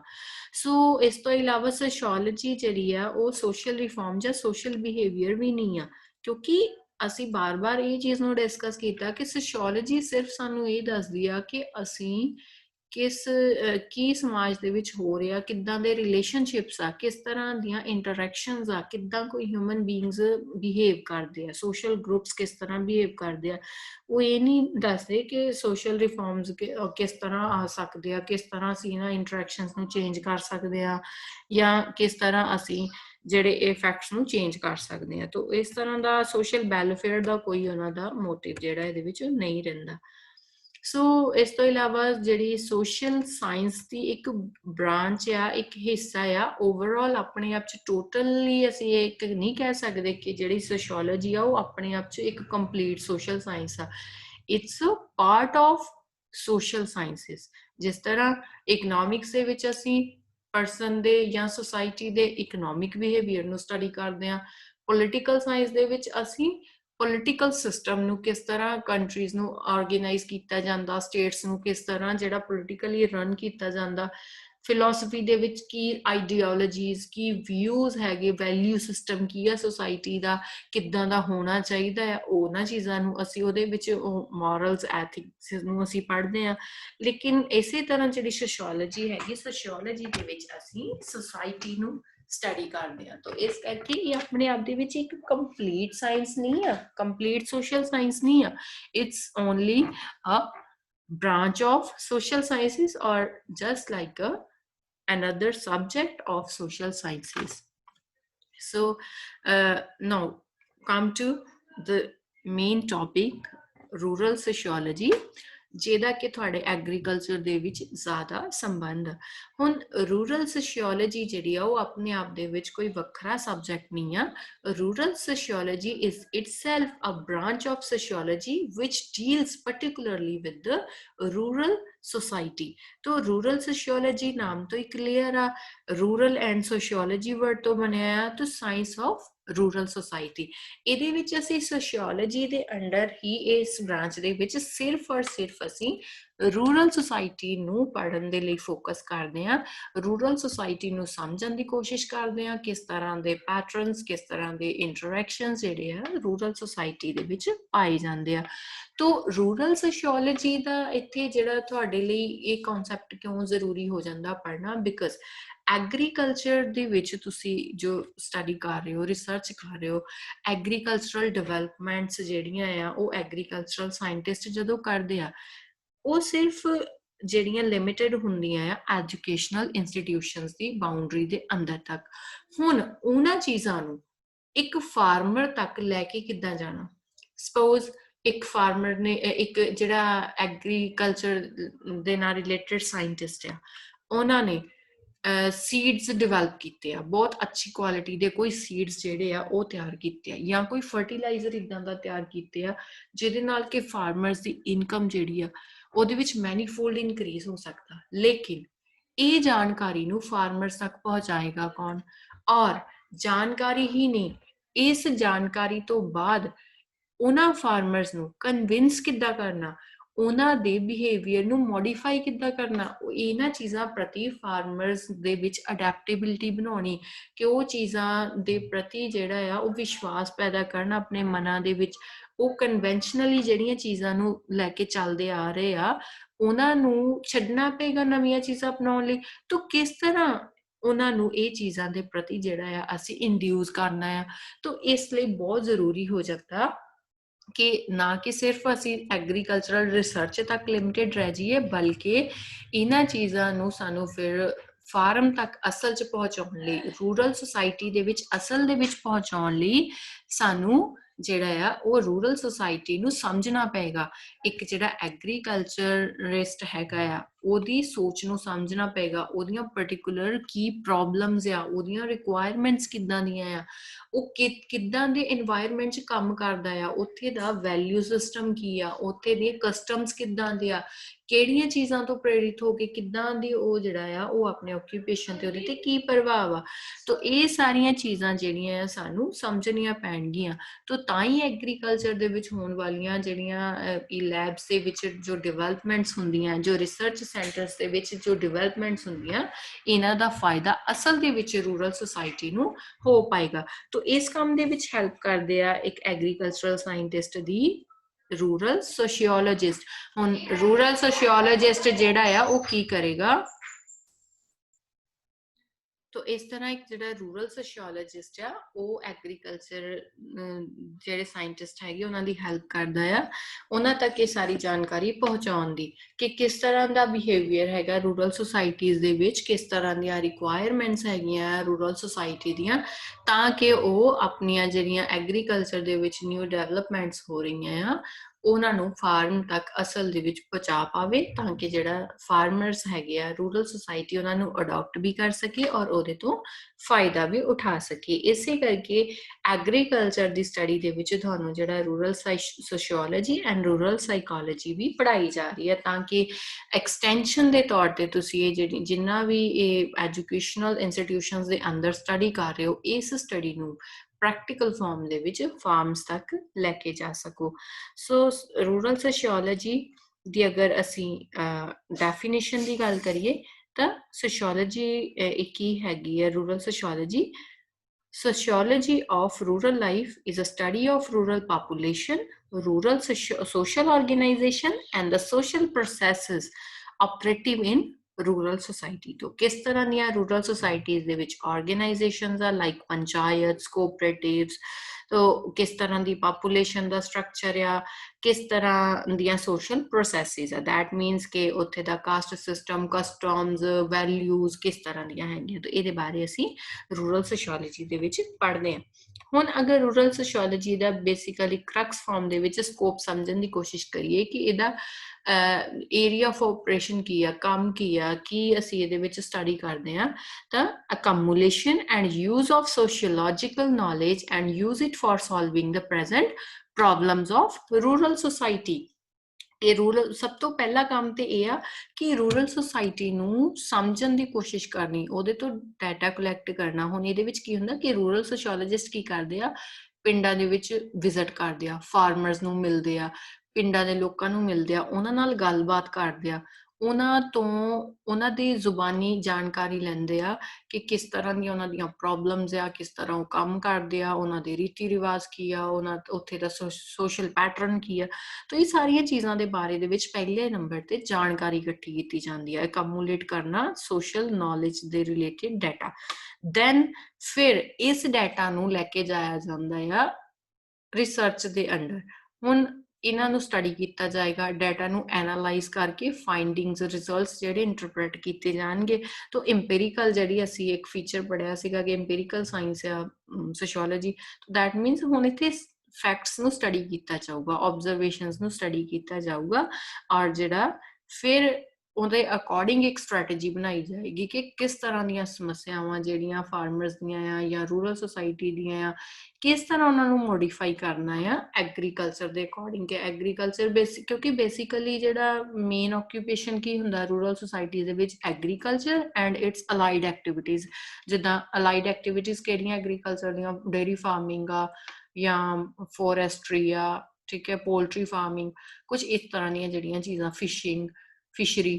ਤਾਂ ਇਸ ਤਰ੍ਹਾਂ ਦੀਆਂ ਚੀਜ਼ਾਂ ਜਿਹੜੀਆਂ ਹੈਗੀਆਂ ਇਹ ਸੁਸਾਇਟੀ ਦੇ ਵਿੱਚ, ਰੂਰਲ ਸੁਸਾਇਟੀ ਸਾਨੂੰ ਦੇਖਣ ਨੂੰ ਮਿਲਦੀਆਂ। ਤਾਂ ਕਿਸ ਤਰ੍ਹਾਂ ਇਹਨਾਂ ਨੂੰ ਮੋਡੀਫਾਈ ਕਰਨਾ, ਕਿਸ ਤਰ੍ਹਾਂ ਫਾਰਮਰ ਦੀ ਬੈਟਰਮੈਂਟ ਦੇ ਲਈ ਕੰਮ ਕਰਨਾ, ਰੂਰਲ ਸੁਸਾਇਟੀ ਦੀ ਬੈਟਰਮੈਂਟ ਦੇ ਲਈ ਕੰਮ ਕਰਨਾ, ਉਹਦੇ ਲਈ ਪਹਿਲਾ ਸਟੈਪ ਸਾਨੂੰ ਇਹ ਕਰਨਾ ਪਏਗਾ ਕਿ ਪਹਿਲੇ ਤੇ ਜਿਹੜੀ ਸੋਸ਼ੀਓਲੋਜੀਕਲ ਨੌਲੇਜ ਆ ਉਹ ਰੂਰਲ ਸੁਸਾਇਟੀਜ਼ ਤੋਂ ਕਲੈਕਟ ਕਰਨੀ ਪਏਗੀ, ਕਮਿਊਲੇਟ ਕਰਨੀ ਪਏਗੀ। ਕਮਿਊਲੇਟ ਕਰਨ ਤੋਂ ਬਾਅਦ ਫਿਰ ਇਹਨੂੰ ਐਨਾਲਾਈਜ਼ ਕੀਤਾ ਜਾਏਗਾ। Then channel its efforts by keeping faith in the methods used in this discipline in solving the problem of rural society। ਹੁਣ ਕੀ ਕਰਨਾ ਕਿ ਇਹ ਜਿਹੜੀਆਂ ਵੀ ਚੀਜ਼ਾਂ ਨੂੰ ਕਲੈਕਟ ਕੀਤਾ, ਫਿਰ ਦੈਨ ਐਨਾਲਾਈਜ਼ ਕਰਕੇ ਫਾਈਂਡਿੰਗਸ ਮਿਲੀਆਂ, ਫਿਰ ਹੁਣ ਚੈਨਲਾਈਜ਼ ਕਰਨਾ ਇਹਨਾਂ ਫਾਈਂਡਿੰਗਸ ਤੋਂ ਤਿਆਰ ਕੀਤੀ ਗਈ ਸਟ੍ਰੈਟੇਜੀ ਨੂੰ ਫਾਰਮਰਸ ਦੀ ਤਰਫ, ਰੂਰਲ ਸੁਸਾਇਟੀ ਦੀ ਤਰਫ, ਫॉर देयर ਅਪਲਿਫਟਮੈਂਟ। ਕਿ ਕਿਸ ਤਰ੍ਹਾਂ ਉਹਨਾਂ ਦੀਆਂ ਰੂਰਲ ਸੁਸਾਇਟੀ ਦੇ ਵਿੱਚ ਜੋ ਪ੍ਰੋਬਲਮਸ ਆ ਉਹਨਾਂ ਨੂੰ ਸੌਰਟ ਆਊਟ ਕਰਨਾ ਆ, ਉਹਦੇ ਸੰਬੰਧੀ ਜੋ ਵੀ ਸਟ੍ਰੈਟੇਜੀ ਆ, ਜੋ ਵੀ ਪਲੈਨਿੰਗ ਆ, ਉਹਨੂੰ ਹੁਣ ਪ੍ਰੈਕਟੀਕਲ ਗਰਾਊਂਡ ਦੇ ਉੱਪਰ ਕਿਸ ਤਰ੍ਹਾਂ ਅਸੀਂ ਚੈਨਲਾਈਜ਼ ਕਰਨਾ ਆ, ਇਹ ਸਾਰਾ ਅਸੀਂ ਰੂਰਲ ਸੋਸ਼ੀਓਲੋਜੀ ਦੇ ਅੰਡਰ ਸਟੱਡੀ ਕਰਦੇ ਹਾਂ। ਸੋ ਦੈਨ ਰੂਰਲ ਸੋਸ਼ੀਓਲੋਜੀ ਦੀ ਐਗਰੀਕਲਚਰਲ ਐਕਸਟੈਂਸ਼ਨ ਦੇ ਵਿੱਚ ਗੱਲ ਕਰੀਏ ਕਿ ਐਗਰੀਕਲਚਰਲ ਐਕਸਟੈਂਸ਼ਨ ਦੇ ਵਿੱਚ ਇਹਦਾ ਕੀ ਫਾਇਦਾ ਆ। ਹੁਣ ਪਹਿਲੇ ਤਾਂ ਸਾਨੂੰ ਐਗਰੀਕਲਚਰਲ ਐਕਸਟੈਂਸ਼ਨ ਨੂੰ ਸਮਝਣਾ ਪਏਗਾ ਕਿ ਐਕਸਟੈਂਸ਼ਨ ਕੀ ਚੀਜ਼ ਹੁੰਦੀ ਆ। ਦੇਖੋ ਐਗਰੀਕਲਚਰਲ ਐਕਸਟੈਂਸ਼ਨ ਜਿਹੜਾ ਵਰਡ ਹੈ ਉਹਦਾ ਮਤਲਬ ਹੀ ਕੀ ਹੈਗਾ ਕਿ to stretch out of something, ਕਿਸੇ ਚੀਜ਼ ਦੀ ਬਾਉਂਡਰੀ ਤੋਂ ਬਾਹਰ ਲੈ ਕੇ ਜਾਣਾ ਕਿਸੇ ਚੀਜ਼ ਨੂੰ। ਹੁਣ ਜਿੱਦਾਂ ਐਗਰੀਕਲਚਰ ਐਕਸਟੈਂਸ਼ਨ ਮਤਲਬ ਕਿ ਐਗਰੀਕਲਚਰ ਦੀ ਜਿਹੜੀ ਨੌਲੇਜ ਆ ਜਾਂ ਐਗਰੀਕਲਚਰ ਦੇ ਵਿੱਚ ਜੋ ਸਾਇੰਟੀਫਿਕ ਟੈਕਨੋਲੋਜੀਕਲ ਡਿਵੈਲਪਮੈਂਟਸ ਹੋ ਰਹੀਆਂ ਉਹਨੂੰ out of school and out of colleges ਲੈ ਕੇ ਜਾਣਾ। ਦੈਟ ਮੀਨਸ ਕਿ ਰੂਰਲ ਵਿਲੇਜ ਏਰੀਆਜ਼ ਦੇ ਵਿੱਚ ਲੈ ਕੇ ਜਾਣਾ, ਵਿਲੇਜਿਸ ਦੇ ਵਿੱਚ ਲੈ ਕੇ ਜਾਣਾ। ਹੁਣ ਇੱਕ ਟਰੈਕਟਰ ਬਣਾ ਲਿਆ, ਟੈਕਨੋਲੋਜੀ ਆਈ, ਚਲੋ ਇੰਜੀਨੀਅਰਸ ਨੇ ਟਰੈਕਟਰ ਬਣਾ ਲਿਆ। ਇੱਕ ਟਰੈਕਟਰ ਕਿੰਨੀ ਹੈਲਪ ਕਰਦਾ ਫਾਰਮਰਸ ਦੀ, ਲੇਕਿਨ ਉਸ ਟਰੈਕਟਰ ਨੂੰ ਅਗਰ ਉਹ ਆਪਣੇ ਐਜੂਕੇਸ਼ਨਲ ਇੰਸਟੀਟਿਊਟ ਤੱਕ ਹੀ ਸੀਮਤ ਰੱਖਣਗੇ, ਫਾਰਮਰਸ ਨੂੰ ਕੋਈ ਨੌਲੇਜ ਨਹੀਂ ਵੀ ਟਰੈਕਟਰ ਨਾਮ ਦੀ ਕੋਈ ਚੀਜ਼ ਮਾਰਕੀਟ 'ਚ ਹੈਗੀ ਆ, ਜਾਂ ਉਹਦਾ ਫਾਇਦਾ ਕੀ ਹੈ। ਚਲੋ ਮਾਰਕੀਟ 'ਚ ਵੀ ਆ ਗਈ ਲੇਕਿਨ ਉਹਦਾ ਫਾਇਦਾ ਹੀ ਨਹੀਂ ਪਤਾ ਫਾਰਮਰਸ ਨੂੰ, ਫਾਰਮਰ ਉਹਨੂੰ ਖਰੀਦਣ ਲਈ ਤਿਆਰ ਨਹੀਂ, ਉਹਦੇ ਮਨ 'ਚ ਮਿਸਕਨਸੈਪਸ਼ਨ ਆ ਕਿ ਟਰੈਕਟਰ ਦਾ ਯੂਜ਼ ਕਰਨਾ ਤਾਂ ਇੱਦਾਂ ਹੋ ਜੂਗੀ ਜਾਂ ਆਹ ਗਲਤ ਹੋ ਜੂਗਾ। ਹੁਣ ਉਹ ਚੀਜ਼ ਦੀ ਜਿਹੜੀ ਜਾਣਕਾਰੀ ਤੇ ਟਰੈਕਟਰ ਦੇ ਪ੍ਰਤੀ ਅਡੈਪਟੇਬਿਲਿਟੀ ਦਿਮਾਗ ਦੇ ਵਿੱਚ ਕਿ ਉਹਨੂੰ ਅਡਾਪਟ ਕਰ ਸਕੇ, ਉਹਦੇ ਅਕੋਰਡਿੰਗਲੀ ਉਹਨੂੰ ਚਲਾਉਣਾ ਆਵੇ, ਟ੍ਰੇਨਿੰਗ ਹੋਵੇ ਉਹਦੀ, ਇਹ ਸਾਰੀਆਂ ਚੀਜ਼ਾਂ ਕਿੱਦਾਂ ਹੋਣਗੀਆਂ, ਇਹਦੀ ਜਾਣਕਾਰੀ ਡਾਇਰੈਕਟਲੀ ਉੱਥੇ ਤੱਕ ਲੈ ਕੇ ਜਾਣੀ ਪਊਗੀ। ਤਾਂ ਦੈਟ ਮੀਨ ਇਹ ਕੰਮ ਕਰਦਾ ਐਕਸਟੈਂਸ਼ਨ ਐਜੂਕੇਸ਼ਨ ਦੀ। ਇਸ ਕਰਕੇ ਐਗਰੀਕਲਚਰ ਦੇ ਵਿੱਚ ਇੰਨੀ ਇੰਪੋਰਟੈਂਸ ਆ ਕਿ ਜਿਹੜੀਆਂ ਚੀਜ਼ਾਂ ਨੂੰ ਤੁਸੀਂ ਫਾਰਮਲ ਰੂਪ ਦੇ ਵਿੱਚ ਡਿਗਰੀਜ਼ ਦੇ ਵਿੱਚ ਪੜ੍ਹ ਰਹੇ ਹੋ, ਤੁਸੀਂ ਐਜੂਕੇਸ਼ਨਲ ਇੰਸਟੀਟਿਊਸ਼ਨ ਦੇ ਵਿੱਚ ਪੜ੍ਹ ਰਹੇ ਹੋ, ਉਸ ਜਾਣਕਾਰੀ ਨੂੰ ਰੂਰਲ ਸੁਸਾਇਟੀ ਤੱਕ ਕਿੱਦਾਂ ਲੈ ਕੇ ਜਾਣਾ। ਠੀਕ ਹੈ, ਤਾਂ ਇਸ ਤਰ੍ਹਾਂ ਇਹ ਜਿਹੜਾ rural sociology and agriculture extension, ਇਹ ਆਪਸ ਦੇ ਵਿੱਚ ਬੜੇ ਰਿਲੇਟਡ ਹੈਗੇ ਆ। ਔਰ ਐਗਰੀਕਲਚਰ ਐਕਸਟੈਂਸ਼ਨ ਦਾ ਕੰਮ ਹੀ ਇਹ ਹੈਗਾ ਆ, ਇਸ ਫੀਲਡ ਦਾ, ਇਸ ਸਬਜੈਕਟ ਦਾ, ਕਿ ਕਿਸ ਤਰ੍ਹਾਂ ਇਹ ਸਾਰੀ ਜਾਣਕਾਰੀ ਜੋ ਹੈਗੀਆਂ, ਜੋ betterment farmers the and rural society ਦੀ ਕਰਨ ਦੇ ਲਈ ਜੋ ਟੈਕਨੀਕਸ, ਜੋ ਡਿਵੈਲਪਮੈਂਟਸ ਨਵੀਆਂ ਹੈਗੀਆਂ, ਉਹਨਾਂ ਨੂੰ ਕਿਸ ਤਰ੍ਹਾਂ ਸੁਸਾਇਟੀ ਤੱਕ ਲੈ ਕੇ ਜਾਣਾ। ਤਾਂ ਇਹ ਕੰਮ ਕਰਦੇ ਆ ਐਕਸਟੈਂਸ਼ਨ ਏਜੰਟਸ। ਸੋ ਰੂਰਲ ਸੋਸ਼ੀਓਲੋਜੀ ਦੇ ਵਿੱਚ ਹੁਣ ਇੱਕ ਐਕਸਟੈਂਸ਼ਨ ਵਰਕ ਦੀ ਇੰਪੋਰਟੈਂਸ ਦੀ ਗੱਲ ਕਰੀਏ ਤਾਂ ਕਮਿਊਨਿਟੀ ਡਿਵੈਲਪਮੈਂਟ ਦੇ ਲਈ ਬਹੁਤ ਜ਼ਰੂਰੀ ਆ, ਕਿਉਂਕਿ ਇਹ ਜਿਹੜੀਆਂ ਫਾਰਮਲ ਇੰਸਟੀਟਿਊਸ਼ਨਸ ਦੇ ਵਿੱਚ ਜੋ ਡਿਵੈਲਪਮੈਂਟਸ ਹੋ ਰਹੀਆਂ, ਇਹਨਾਂ ਨੂੰ ਲੈ ਕੇ ਜਾਣਗੇ ਜਿਹੜੇ ਏਜੰਟਸ ਹੈਗੇ, ਐਕਸਟੈਂਸ਼ਨ ਏਜੰਟਸ ਹੈਗੇ ਆ। ਹੁਣ ਐਕਸਟੈਂਸ਼ਨ ਏਜੰਟ ਕੋਈ ਵੱਖਰੇ ਪਰਸਨ ਨਹੀਂ ਹੈਗੇ, ਉਹ ਕੌਣ ਹੈਗੇ ਆ? Rural sociologist, agriculture scientist. ਜਿੱਦਾਂ ਹੁਣ ਤੁਹਾਨੂੰ ਕਿਉਂ ਪੜ੍ਹਾਇਆ ਜਾ ਰਿਹਾ, ਬੇਸਿਕਲੀ ਤਾਂ ਤੁਸੀਂ ਸਾਇੰਸ ਸਟੂਡੈਂਟਸ ਹੈਗੇ ਆ, ਐਗਰੀਕਲਚਰ ਦੇ, ਐਗਰੀਕਲਚਰ ਰਿਸਰਚ ਨਾਲ ਰਿਲੇਟਡ ਕੰਮ ਆ ਤੁਹਾਡਾ, ਲੇਕਿਨ ਤੁਹਾਨੂੰ ਰੂਰਲ ਸੋਸ਼ੀਓਲੋਜੀ ਕਿਉਂ ਪੜ੍ਹਾਈ ਜਾ ਰਹੀ ਹੈ? ਤਾਂ ਕਿ ਤੁਸੀਂ ਐਕਸਟੈਂਸ਼ਨ ਵਰਕ ਕਰ ਸਕੋ, ਤਾਂ ਕਿ ਕੱਲ ਨੂੰ ਤੁਸੀਂ ਫਾਰਮਰਸ ਨੂੰ ਸੁਸਾਇਟੀ ਦੇ ਵਿੱਚ ਜਾ ਕੇ, ਰੂਰਲ ਸੁਸਾਇਟੀ 'ਚ ਉਹਨਾਂ ਨੂੰ ਇਹਨਾਂ ਚੀਜ਼ਾਂ ਦੀ ਇੰਪੋਰਟੈਂਸ ਸਮਝਾ ਸਕੋ, ਤੁਹਾਡੀ ਜਿਹੜੀ ਕਮਿਊਨੀਕੇਸ਼ਨ ਆ ਉਹਨਾਂ ਦੇ ਨਾਲ ਹੋ ਸਕੇ। ਸੋ ਇਹ ਚੇਂਜ ਜਿਹੜਾ ਅੰਦਰ ਬੈਠੇ ਨਹੀਂ ਆ ਸਕਦਾ, ਕਾਲਜਿਸ ਦੇ ਵਿੱਚ, ਸਕੂਲਸ ਦੇ ਵਿੱਚ ਬੈਠੇ ਬੈਠੇ ਨਹੀਂ ਕਿ ਅਸੀਂ ਆਹ ਸੀਡਸ ਬਣਾ ਦਿੱਤੇ ਜਾਂ ਅਸੀਂ ਮਸ਼ੀਨਰੀ ਬਣਾਤੀ ਨਵੀਂ, ਉਹਦੇ ਨਾਲ ਚੇਂਜ ਨਹੀਂ ਆਏਗਾ। ਚੇਂਜ ਕਦੋਂ ਆਏਗਾ? ਜਦੋਂ ਇਹ ਚੀਜ਼ਾਂ ਅਸਲ ਦੇ ਵਿੱਚ ਰੂਰਲ ਸੁਸਾਇਟੀ 'ਚ ਪਹੁੰਚੂਗੀਆਂ, ਔਰ ਪਹੁੰਚਣ ਤੋਂ ਬਾਅਦ ਇਹਨਾਂ ਨੂੰ ਉਹ ਲੋਕ ਅਸੈਪਟ ਕਰਨਗੇ, ਆਪਣੇ ਸਿਸਟਮ ਦੇ ਵਿੱਚ ਇਹਨਾਂ ਚੀਜ਼ਾਂ ਨੂੰ ਐਂਟਰ ਕਰਨ ਦੇਣਗੇ, ਤਾਂ ਇਹ ਇਸ ਲਈ ਇਸ ਸਬਜੈਕਟ ਦੀ ਇੱਥੇ ਇੰਨੀ ਇੰਪੋਰਟੈਂਸ ਬਣ ਜਾਂਦੀ ਹੈ। ਹੁਣ ਜਿਹੜਾ ਐਕਸਟੈਂਸ਼ਨ ਵਰਕਰ ਆ, ਉਹ ਇੱਕ ਚੇਂਜ ਏਜੰਟ ਦੇ ਤੌਰ ਤੇ ਕੰਮ ਕਰਦਾ, ਕਿਉਂਕਿ ਉਹਨੇ ਫਿਰ ਉਹ ਚੇਂਜ ਲੈ ਕੇ ਆਉਣਾ। ਹੁਣ ਜਿਸ ਸੁਸਾਇਟੀ ਨੇ ਕਦੇ ਉਹ ਚੀਜ਼ਾਂ ਦੇਖੀਆਂ ਨਹੀਂ, ਉਹਦੇ ਵਿੱਚ ਇਹਨਾਂ ਚੀਜ਼ਾਂ ਨੂੰ ਇੰਟਰੋਡਿਊਸ ਕਰਨਾ, ਤਾਂ ਉਹ ਇੱਕ ਬਹੁਤ ਵੱਡਾ ਚੇਂਜ ਲਿਆਉਣ ਦਾ ਕੰਮ ਕਰਦਾ ਹੈ। ਹੁਣ ਕਈ ਵਾਰ ਇੱਕ ਪ੍ਰੋਬਲਮ ਆਉਂਦੀ ਆ ਕਿ ਇਹ ਜਿਹੜੇ ਚੇਂਜ ਏਜੰਟ ਆ, ਉਹਨਾਂ ਦਾ ਕ੍ਰਾਸ ਕਲਚਰਲ ਸਿਚੁਏਸ਼ਨ ਦੇ ਵਿੱਚ ਹੋ ਸਕਦਾ ਉਹ ਅੱਛੀ ਤਰ੍ਹਾਂ ਸਟੱਡੀ ਨਾ ਕਰ ਪਾਉਣ ਕਿਸੇ ਕਲਚਰ ਨੂੰ ਜਾਂ ਕਿਸੇ ਸੁਸਾਇਟੀ ਨੂੰ, ਤਾਂ ਉਸ ਇੱਦਾਂ ਦੇ ਕੇਸਿਸ ਦੇ ਵਿੱਚ ਇਹ ਜਿਹੜੇ ਚੇਂਜ ਏਜੰਟ ਹੈਗੇ ਆ, ਐਕਸਟੈਂਸ਼ਨ ਏਜੰਟਸ ਹੈਗੇ, ਉਹਨਾਂ ਦੇ ਲਈ ਡਿਫਿਕਲਟ ਹੋ ਜਾਂਦਾ ਆ ਇਸ ਨੌਲੇਜ ਨੂੰ, ਇਸ ਡਿਵੈਲਪਮੈਂਟ ਨੂੰ ਜਿਹੜਾ ਰੂਰਲ ਸੁਸਾਇਟੀ ਤੱਕ ਲੈ ਕੇ ਜਾਣਾ। ਤੋ ਕਈ ਵਾਰ ਉਹ ਜਿਹੜੇ ਸੁਸਾਇਟੀ ਦੇ ਸੋਸ਼ਲ ਪੈਟਰਨਸ ਆ, ਉਹਨਾਂ ਨੂੰ ਅੱਛੀ ਤਰ੍ਹਾਂ ਸਮਝ ਨਹੀਂ ਪਾਉਂਦੇ, ਉੱਥੇ ਦੇ ਲੋਕਾਂ ਦੇ ਬਿਹੇਵੀਅਰ ਨੂੰ ਅੱਛੀ ਤਰ੍ਹਾਂ ਸਮਝ ਨਹੀਂ ਪਾਉਂਦੇ, ਉਹਨਾਂ ਦੇ ਬਿਲੀਫ ਸਿਸਟਮ ਨੂੰ ਸਮਝ ਨਹੀਂ ਪਾਉਂਦੇ, ਤਾਂ ਜਿਹਦੇ ਕਰਕੇ ਕਈ ਵਾਰ ਉਹ ਫਿਰ ਜਿਹੜਾ ਆ ਜੋ ਰਿਕੁਆਇਰਮੈਂਟ ਹੈਗੀ ਆ ਉਹਨਾਂ ਦੇ ਕੰਮ ਦੀ, ਕਿ ਜਿਹੜੀ ਇਹ ਨੌਲੇਜ ਆ, ਜਿਹੜੀ ਸਾਇੰਟੀਫਿਕ ਡਿਵੈਲਪਮੈਂਟਸ, ਉਹਨਾਂ ਨੂੰ ਰੂਰਲ ਸੁਸਾਇਟੀ ਤੱਕ ਲੈ ਕੇ ਜਾਣਾ, ਉਹਦੇ ਵਿੱਚੋਂ ਕਈ ਵਾਰ ਕਾਮਯਾਬ ਨਹੀਂ ਹੋ ਪਾਉਂਦੇ। ਸੋ ਬਹੁਤ ਜ਼ਰੂਰੀ ਆ ਕਿ ਇੱਕ ਰੂਰਲ ਸੋਸ਼ੀਓਲੋਜਿਸਟ ਦੀ ਹੈਲਪ ਦੇ ਨਾਲ ਜਿਹੜਾ ਇਹ ਕੰਮ ਕੀਤਾ ਜਾਵੇ, ਔਰ ਉੱਥੇ ਦੇ ਵੈਲਿਊ ਸਿਸਟਮ ਨੂੰ ਅੱਛੀ ਤਰ੍ਹਾਂ ਸਮਝਣ ਦੀ ਕੋਸ਼ਿਸ਼ ਕੀਤੀ ਜਾਵੇ। ਤਾਂ ਐਕਸਟੈਂਸ਼ਨ ਐਜੂਕੇਸ਼ਨ ਦਾ ਮਤਲਬ ਹੀ ਕੀ ਆ? ਐਕਸਟੈਂਸ਼ਨ ਜਾਂ ਐਗਰੀਕਲਚਰਲ ਐਕਸਟੈਂਸ਼ਨ ਦਾ, ਕਿ ਕਿਸ ਤਰ੍ਹਾਂ ਐਗਰੀਕਲਚਰ ਦੀਆਂ ਜਿਹੜੀਆਂ ਡਿਵੈਲਪਮੈਂਟਸ ਹੈਗੀਆਂ ਆ, ਸਾਇੰਟੀਫਿਕ ਐਂਡ ਟੈਕਨੋਲੋਜੀਕਲ ਡਿਵੈਲਪਮੈਂਟਸ ਆ, ਉਹਨਾਂ ਨੂੰ ਇਨਫਾਰਮਲੀ ਕਿਸ ਤਰ੍ਹਾਂ ਸੁਸਾਇਟੀ 'ਚ ਲੈ ਕੇ ਜਾਣਾ, from the periphery of formal education, ਉਹਨਾਂ ਨੂੰ ਉੱਥੋਂ ਕੱਢ ਕੇ ਅਸੀਂ ਕਿਸ ਤਰ੍ਹਾਂ ਸਟ੍ਰੈਚ ਕਰਕੇ ਰੂਰਲ ਸੁਸਾਇਟੀ 'ਚ ਲੈ ਕੇ ਜਾਣਾ। ਤਾਂ out of school system of education ਅਸੀਂ ਕਹਿ ਸਕਦੇ ਹਾਂ ਐਕਸਟੈਂਸ਼ਨ ਨੂੰ। ਲੈਟਿਨ ਵਰਡ ਤੋਂ ਬਣਿਆ ਆ ਇਹ word extension. Ex mean out and tensio mean stretching. तो stretch out the subject to the rural areas or villages, or to stretch out the subject from out of school, तो school तो बाहर लेके जाना informal way ਦੇ ਨਾਲ।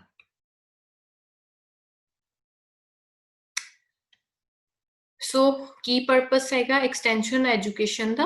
Rural sociology ਦੇ ਨਾਲ ਅਗਰ ਇਹਦਾ ਰਿਲੇਸ਼ਨ ਦੇਖੀਏ ਤਾਂ ਐਗਰੀਕਲਚਰ ਐਕਸਟੈਂਸ਼ਨ ਕੀ ਰੋਲ ਪਲੇ ਕਰਦੀ ਹੈ ਕਿ ਐਗਰੀਕਲਚਰ ਐਕਸਟੈਂਸ਼ਨ ਦਾ ਮੇਨ ਜਿਹੜਾ ਕੰਮ ਹੈਗਾ ਕਿ ਕਿਸ ਤਰ੍ਹਾਂ ਅਸੀਂ ਫਾਰਮਰਸ ਦੇ ਜਾਂ ਰੂਰਲ ਸੁਸਾਇਟੀ ਦੇ ਬਿਹੇਵੀਅਰ ਨੂੰ ਚੇਂਜ ਕਰਨਾ। ਦੇਖੋ ਹੁਣ ਇੱਕ ਬਹੁਤ ਵੱਡਾ ਇੱਥੇ ਡਿਫਰੈਂਸ ਆ ਗਿਆ।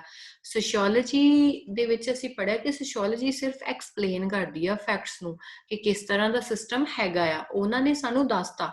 ਜਿਹੜੀ ਰੂਰਲ ਸੋਸ਼ੀਓਲੋਜਿਸਟ ਆ ਉਹਨੇ ਸਟੱਡੀ ਕਰਕੇ ਸਾਨੂੰ ਦੱਸ ਦਿੱਤਾ ਕਿ ਇੱਥੇ ਇਸ ਪਰਟੀਕੂਲਰ ਰੀਜਨ ਦੇ ਵਿੱਚ ਪਰਟੀਕੂਲਰ ਸੁਸਾਇਟੀ ਦੇ ਵਿੱਚ ਆ ਇਹਨਾਂ ਦਾ ਵੈਲਿਊ ਸਿਸਟਮ ਆ, ਇਸ ਤਰ੍ਹਾਂ ਦੇ ਇਹਨਾਂ ਦਾ ਕਲਚਰ ਆ, ਇਸ ਤਰ੍ਹਾਂ ਦੇ ਇਹਨਾਂ ਦੇ ਕਸਟਮਸ ਆ, ਰੀਤੀ ਰਿਵਾਜ ਆ, ਇਸ ਤਰ੍ਹਾਂ ਦਾ ਇਹ ਸਿਸਟਮ ਫੋਲੋ ਕਰਦੇ ਆ। ਹੁਣ ਇੱਕ ਐਗਰੀਕਲਚਰ ਜਿਹੜਾ ਐਕਸਟੈਂਸ਼ਨ ਏਜੰਟ ਆ ਉਹਨੇ ਕੀ ਕਰਨਾ, ਉਹਨੇ ਦੇਖਣਾ ਕਿ ਕਿਸ ਤਰ੍ਹਾਂ ਦੀ ਸਟ੍ਰੈਟੇਜੀ ਚਾਹੀਦੀ। ਹੁਣ ਇਹਨਾਂ ਲੋਕਾਂ ਨੂੰ ਮੈਂ ਕਨਵਿੰਸ ਕਿੱਦਾਂ ਕਰਨਾ, ਇਹਨਾਂ ਲੋਕਾਂ ਨੂੰ ਕਿਸ ਤਰ੍ਹਾਂ ਸਮਝਾਉਣਾ ਆ ਕਿ ਆਹ ਚੀਜ਼ ਇਹਨਾਂ ਦੇ ਫਾਇਦੇ ਦੀ ਆ, ਇਹ ਚੀਜ਼ ਨਵੀਂ ਅਡਾਪਟ ਕਰ ਸਕਦੇ ਆ, ਆਹ ਨਵੇਂ ਸੀਡਸ ਆ, ਇਹ ਨਵੀਆਂ ਚੀਜ਼ਾਂ ਆ, ਉਹ ਕਿਹੜੀਆਂ ਚੀਜ਼ਾਂ ਦੇ ਵਿੱਚ ਚੇਂਜਿਸ ਕਰਕੇ ਆਪਣੀ ਲਾਈਫ ਨੂੰ ਹੋਰ ਜ਼ਿਆਦਾ ਬੈਟਰ ਕਰ ਸਕਦੇ ਆ, ਇਕਨੋਮਿਕਲੀ ਵੀ ਸੋਸ਼ਲੀ ਵੀ ਆਪਣੇ ਆਪ ਨੂੰ ਅਪਲਿਫਟ ਕਰ ਸਕਦੇ ਆ। ਤੋ ਐਕਸਟੈਂਸ਼ਨ ਦੇ ਵਿੱਚ ਇਹ ਵਰਕ ਕੀਤਾ ਜਾਂਦਾ। ਐਕਸਟੈਂਸ਼ਨ ਵਰਕ ਦਾ ਇਹ ਮਤਲਬ ਆ, ਹੁਣ ਸੋਸ਼ੀਓਲੋਜੀ ਨੇ ਉਹਨੂੰ ਡਾਟਾ ਦਿੱਤਾ, ਸਾਰਾ ਜਾਣਕਾਰੀ ਪ੍ਰੋਵਾਈਡ ਕੀਤੀ, ਔਰ ਐਕਸਟੈਂਸ਼ਨ ਏਜੰਟ ਨੇ ਫਿਰ ਅੱਗੇ ਇਹਨੂੰ ਇਹਦੇ ਵਿੱਚ ਮੋਡੀਫਿਕੇਸ਼ਨਸ ਕਰਨ ਦਾ ਕੰਮ ਕਰਨਾ ਹੈ ਲੋੜ ਅਨੁਸਾਰ, ਤਾਂ ਕਿ ਡਿਜ਼ਾਇਰਡ ਰਿਜ਼ਲਟਸ ਜਿਹੜੇ ਆ ਉਹ ਮਿਲ ਸਕਣ। ਸੋ ਹੁਣ ਇਹ ਕੀ ਕਰੇਗਾ, ਐਕਸਟੈਂਸ਼ਨ ਐਜੂਕੇਸ਼ਨ ਦੇ ਵਿੱਚ ਕੀ ਕੀਤਾ ਜਾਊਗਾ, ਐਗਰੀਕਲਚਰਲ ਐਕਸਟੈਂਸ਼ਨ ਦੇ ਵਿੱਚ ਫਾਰਮਰਸ ਦੇ ਲਈ ਪਲਾਨ ਬਣਾਏ ਜਾਊਗੇ ਕਿ ਪਰਟੀਕੂਲਰ ਉਹਨਾਂ ਦੀਆਂ ਸਮੱਸਿਆਵਾਂ ਕੀ ਸਮੱਸਿਆਵਾਂ ਸੁਣੀਆਂ, ਉਹਨਾਂ ਦੀਆਂ ਰੂਰਲ ਸੋਸ਼ੀਓਲੋਜਿਸਟ ਨੇ ਉਹਨਾਂ ਦੀਆਂ ਪ੍ਰੋਬਲਮਸ ਨੂੰ ਸਟੱਡੀ ਕੀਤਾ, ਕਿਹੜੀਆਂ ਕਿਹੜੀਆਂ ਉਹਨਾਂ ਦੀਆਂ ਪ੍ਰੋਬਲਮਸ ਆ, ਕਿੱਦਾਂ ਦਾ ਉਹ ਚਾਹੁੰਦੇ ਆ, ਕੀ ਡਿਜ਼ਾਇਰਸ ਆ ਉਹਨਾਂ ਦੀਆਂ, ਉਹਦੇ ਨਾਲ ਰਿਲੇਟਡ ਫਿਰ ਜੋ ਵੀ ਚੀਜ਼ਾਂ ਦੀ ਰਿਕੁਆਇਰਮੈਂਟ ਹੋਏਗੀ ਉਹਨਾਂ ਦੀ ਫੁਲਫਿਲਮੈਂਟ ਦੇ ਲਈ ਫਿਰ ਉਹ ਐਕਸਟੈਂਸ਼ਨ ਐਜੂਕੇਸ਼ਨ ਦੇ ਅੰਡਰ ਜਿਹੜਾ ਆ ਉਹ ਪਲਾਨ ਕੰਪਰੀਹੈਂਸਿਵ ਤਿਆਰ ਕੀਤਾ ਜਾਏਗਾ। ਦੈਨ ਇਹਦੇ ਵਿੱਚ ਫਿਰ ਉਹਨਾਂ ਦੀ ਇੰਪਲੀਮੈਂਟੇਸ਼ਨ ਦੀ ਗੱਲ ਆ ਜਾਂਦੀ ਆ ਕਿ ਹੁਣ ਪਲਾਨ ਬਣਾ ਲਿਆ, ਪਲਾਨ ਨੂੰ ਇੰਪਲੀਮੈਂਟ ਕਿੱਦਾਂ ਕਰਨਾ। ਉਹਦੇ ਵਾਸਤੇ ਜਿਹੜੇ ਐਕਸਟੈਂਸ਼ਨ ਐਗਰੀਕਲਚਰ ਐਕਸਟੈਂਸ਼ਨ ਦੇ ਅੰਡਰ ਐਕਸਟੈਂਸ਼ਨ ਏਜੰਟਸ ਹੈਗੇ ਆ ਉਹ ਆਇਡੈਂਟੀਫਾਈ ਕਰਨ ਦੀ ਕੋਸ਼ਿਸ਼ ਕਰੂਗੇ ਕਿਸ ਤਰ੍ਹਾਂ ਦੇ ਗਰੁੱਪਸ ਆ, ਕਿਸ ਤਰ੍ਹਾਂ ਦਾ ਲੀਡਰਸ਼ਿਪ ਹੈ ਇੱਥੇ। ਹੁਣ ਜਿੱਦਾਂ ਪੰਚਾਇਤ ਸਿਸਟਮ ਆ ਪਿੰਡਾਂ 'ਚ ਦੇਖਦੇ ਅਸੀਂ, ਜਾਂ ਕਈ ਵਾਰ ਕੀ ਹੁੰਦਾ ਕਿਸੇ ਸੁਸਾਇਟੀ ਦੇ ਵਿੱਚ ਉੱਦਾਂ ਹੈੱਡ ਚੁਣੇ ਜਾਂਦੇ ਆ, ਕਾਸਟ ਦੀਆਂ ਅਲੱਗ ਪੰਚਾਇਤ ਅਸੀਂ ਦੇਖਦੇ ਆ, ਜਾਂ ਰਿਲੀਜੀਅਸ ਲੀਡਰਸ ਦਾ ਰੋਲ ਦੇਖਦੇ। ਤੋ ਕਿਸ ਤਰ੍ਹਾਂ ਦਾ ਸਿਸਟਮ ਫੋਲੋ ਕੀਤਾ ਜਾ ਰਿਹਾ, ਕਿਹਦੀ ਲੀਡਰਸ਼ਿਪ ਆ ਉੱਥੇ, ਕਿਹਨਾਂ ਦੇ ਥਰੂ ਇਨਫਲੂਐਂਸ ਹੋ ਸਕਦਾ ਉਹਨਾਂ ਚੀਜ਼ਾਂ ਦੇ ਉੱਪਰ।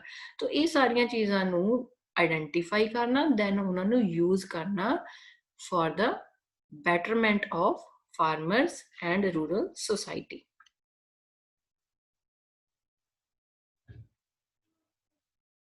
ਸੋ ਇਹਦੇ ਤੋਂ ਹੁਣ ਤੁਹਾਨੂੰ ਇੰਟਰ ਰਿਲੇਸ਼ਨਸ਼ਿਪ ਕਲੀਅਰ ਹੋਏਗੀ ਕਿ ਕਿਸ ਤਰ੍ਹਾਂ agriculture extension and rural sociology ਜਿਹੜੇ ਆਪਸ ਦੇ ਵਿੱਚ ਰਿਲੇਟਡ ਹੈਗੇ, ਕਿਸ ਤਰ੍ਹਾਂ ਇੱਕ ਦੂਸਰੇ ਨੂੰ ਕੰਪਲੀਮੈਂਟ ਕਰਦੇ ਆ, ਹੈਲਪ ਕਰਦੇ ਆ ਰੂਰਲ ਸੁਸਾਇਟੀ ਨੂੰ ਸਮਝਣ ਦੇ ਵਿੱਚ ਤੇ ਉਹਨੂੰ ਮੋਡੀਫਾਈ ਕਰਨ 'ਚ।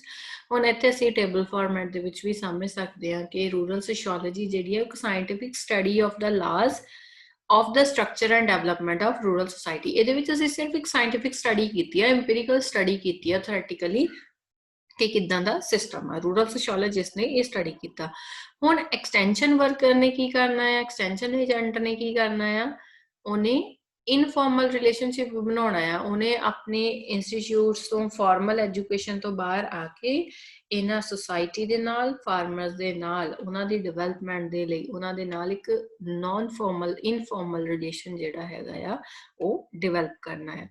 ਤੋ ਦੋਹਾਂ ਦੇ ਵਿੱਚ ਇੱਕ ਡਿਫਰੈਂਸ ਆ ਗਿਆ। ਰੂਰਲ ਸੋਸ਼ੀਓਲੋਜੀ ਇੱਕ ਸਾਇੰਟਿਫਿਕ ਸਟੱਡੀ ਹੈ, ਇਹਦੇ ਵਿੱਚ ਇੱਕ ਐਕਸਟੈਂਸ਼ਨ ਇਨਫਾਰਮਲ ਵੇ ਆਫ ਜਿਹੜਾ ਆ ਉਹ ਸਟੱਡੀ ਹੈਗਾ, ਇਨਫਾਰਮਲ ਵੇ ਆਫ ਐਪਲੀਕੇਸ਼ਨ। ਹੁਣ ਰੂਰਲ ਸੋਸ਼ੀਓਲੋਜੀ ਕੀ ਕਰਦੀ ਹੈ, ਰੂਰਲ ਲੋਕਾਂ ਦੇ ਐਟੀਟਿਊਡ ਐਂਡ ਬਿਹੇਵੀਅਰ ਨੂੰ ਸਮਝਣ ਦੀ ਕੋਸ਼ਿਸ਼ ਕਰਦੀ ਹੈ, ਤੇ ਐਕਸਟੈਂਸ਼ਨ ਇਸ ਐਟੀਟਿਊਡ ਤੇ ਬਿਹੇਵੀਅਰ ਨੂੰ ਮੋਡੀਫਾਈ ਕਰਦਾ ਹੈ ਕਿ ਕਿਸ ਤਰ੍ਹਾਂ ਉਹਨਾਂ ਦੀ ਬੈਟਰਮੈਂਟ ਹੋ ਸਕੇ, ਉਹਨੂੰ ਮੋਡੀਫਾਈ ਕਰਨ ਦੇ ਲਈ ਕੰਮ ਕਰਦਾ ਹੈ। ਰੂਰਲ ਸੋਸ਼ੀਓਲੋਜੀ ਜਿਹੜੀ ਆ ਉਹ ਰੂਰਲ ਸੁਸਾਇਟੀ ਦੇ ਇੰਟਰਸਟਸ ਨੂੰ ਤੇ ਨੀਡਸ ਨੂੰ ਸਟੱਡੀ ਕਰਦੀ ਹੈ, ਉਹਨਾਂ ਦੀਆਂ ਕੀ ਨੀਡਸ ਆ। ਜਦੋਂ ਆਪਾਂ ਪਹਿਲੇ ਵੀ ਗੱਲ ਕੀਤੀ ਕਿ ਉਹ ਫਾਰਮਰਸ, ਇੱਕ ਰੂਰਲ ਸੋਸ਼ੀਓਲੋਜਿਸਟ ਕੀ ਕਰਦਾ ਹੈ, ਰੂਰਲ ਸੁਸਾਇਟੀ ਨੂੰ ਸਟੱਡੀ ਕਰਦਾ, ਉਹ ਲੋਕਾਂ ਨੂੰ ਮਿਲਦਾ ਆ, ਫਾਰਮਰਸ ਨੂੰ ਮਿਲਦਾ, ਉਹਨਾਂ ਦੀਆਂ ਸਮੱਸਿਆਵਾਂ ਬਾਰੇ ਜਾਣਦਾ, ਉਹ ਕੀ ਚਾਹੁੰਦੇ ਆ, ਉਹਨਾਂ ਦੀਆਂ ਨੀਡਸ ਕੀ ਆ, ਉਹਨਾਂ ਦੇ ਕੈਰੈਕਟਰਿਸਟਿਕਸ ਕੀ ਹੈਗੇ ਆ, ਕਿਹੜੀਆਂ ਚੀਜ਼ਾਂ ਅਵੇਲੇਬਲ ਆ, ਇਹਨਾਂ ਸਾਰੀਆਂ ਚੀਜ਼ਾਂ ਨੂੰ ਸਟੱਡੀ ਕਰਦਾ ਹੈ। ਹੁਣ ਜਿਹੜਾ ਐਕਸਟੈਂਸ਼ਨ ਵਰਕਰ ਆ, ਇੱਕ ਐਕਸਟੈਂਸ਼ਨ ਐਜੂਕੇਸ਼ਨ ਦੇ ਅੰਡਰ ਕੀ ਕਰਨਗੇ, ਕੀ ਪਲਾਨ ਬਣਾਉਣਗੇ ਕਿ ਕਿਸ ਤਰ੍ਹਾਂ ਐਜੂਕੇਸ਼ਨਲ ਪ੍ਰੋਗਰਾਮਸ ਦੇ ਥਰੂ, ਕਿਸ ਤਰ੍ਹਾਂ ਉਹਨਾਂ ਦੀਆਂ ਨੀਡਸ ਨੂੰ ਫੁੱਲਫਿਲ ਕੀਤਾ ਜਾ ਸਕਦਾ ਹੈ। ਇਦਾਂ ਇਹ ਤਰੀਕੇ ਡਿਸਕਵਰ ਕਰਨਗੇ, ਰੂਰਲ ਪੀਪਲ ਦੀ ਹੈਲਪ ਕਰਨ ਦੇ ਤਰੀਕੇ ਡਿਸਕਵਰ ਕਰਨਗੇ ਕਿ ਕਿਸ ਤਰ੍ਹਾਂ ਉਹਨਾਂ ਦੀਆਂ ਜਿਹੜੀਆਂ ਸਾਨੂੰ ਰੂਰਲ ਸੋਸ਼ੀਓਲੋਜਿਸਟ ਨੇ ਸਮੱਸਿਆਵਾਂ ਦੱਸੀਆਂ ਕਿ ਫਾਰਮਰਸ ਦੀਆਂ ਆਹ ਪ੍ਰੋਬਲਮਸ ਆ, ਰੂਰਲ ਸੁਸਾਇਟੀ ਦੀਆਂ ਆਹ ਪ੍ਰੋਬਲਮਸ ਆ, ਉਹਨਾਂ ਨੂੰ ਅਸੀਂ ਠੀਕ ਕਿੱਦਾਂ ਕਰ ਸਕਦੇ ਹਾਂ, ਉਹਨਾਂ ਪ੍ਰੋਬਲਮਸ ਨੂੰ ਹੱਲ ਕਰਨ ਦੇ ਲਈ ਕਿੱਦਾਂ ਸਟ੍ਰੈਟਜੀ ਬਣਾਈ ਜਾਵੇ, ਕੀ ਸਟ੍ਰੈਟਜੀ ਬਣਾਈ ਜਾਵੇ। ਇਹ ਜਿਹੜੇ ਡਿਸਕਵਰੀ, ਇਹ ਐਕਸਪਲੋਰੇਸ਼ਨ ਸਾਰੀਆਂ ਦਾ ਕੰਮ ਕੌਣ ਕਰਦਾ? ਐਕਸਟੈਂਸ਼ਨ ਵਰਕ ਦੇ ਅੰਡਰ ਕਵਰ ਕੀਤਾ ਜਾਂਦਾ।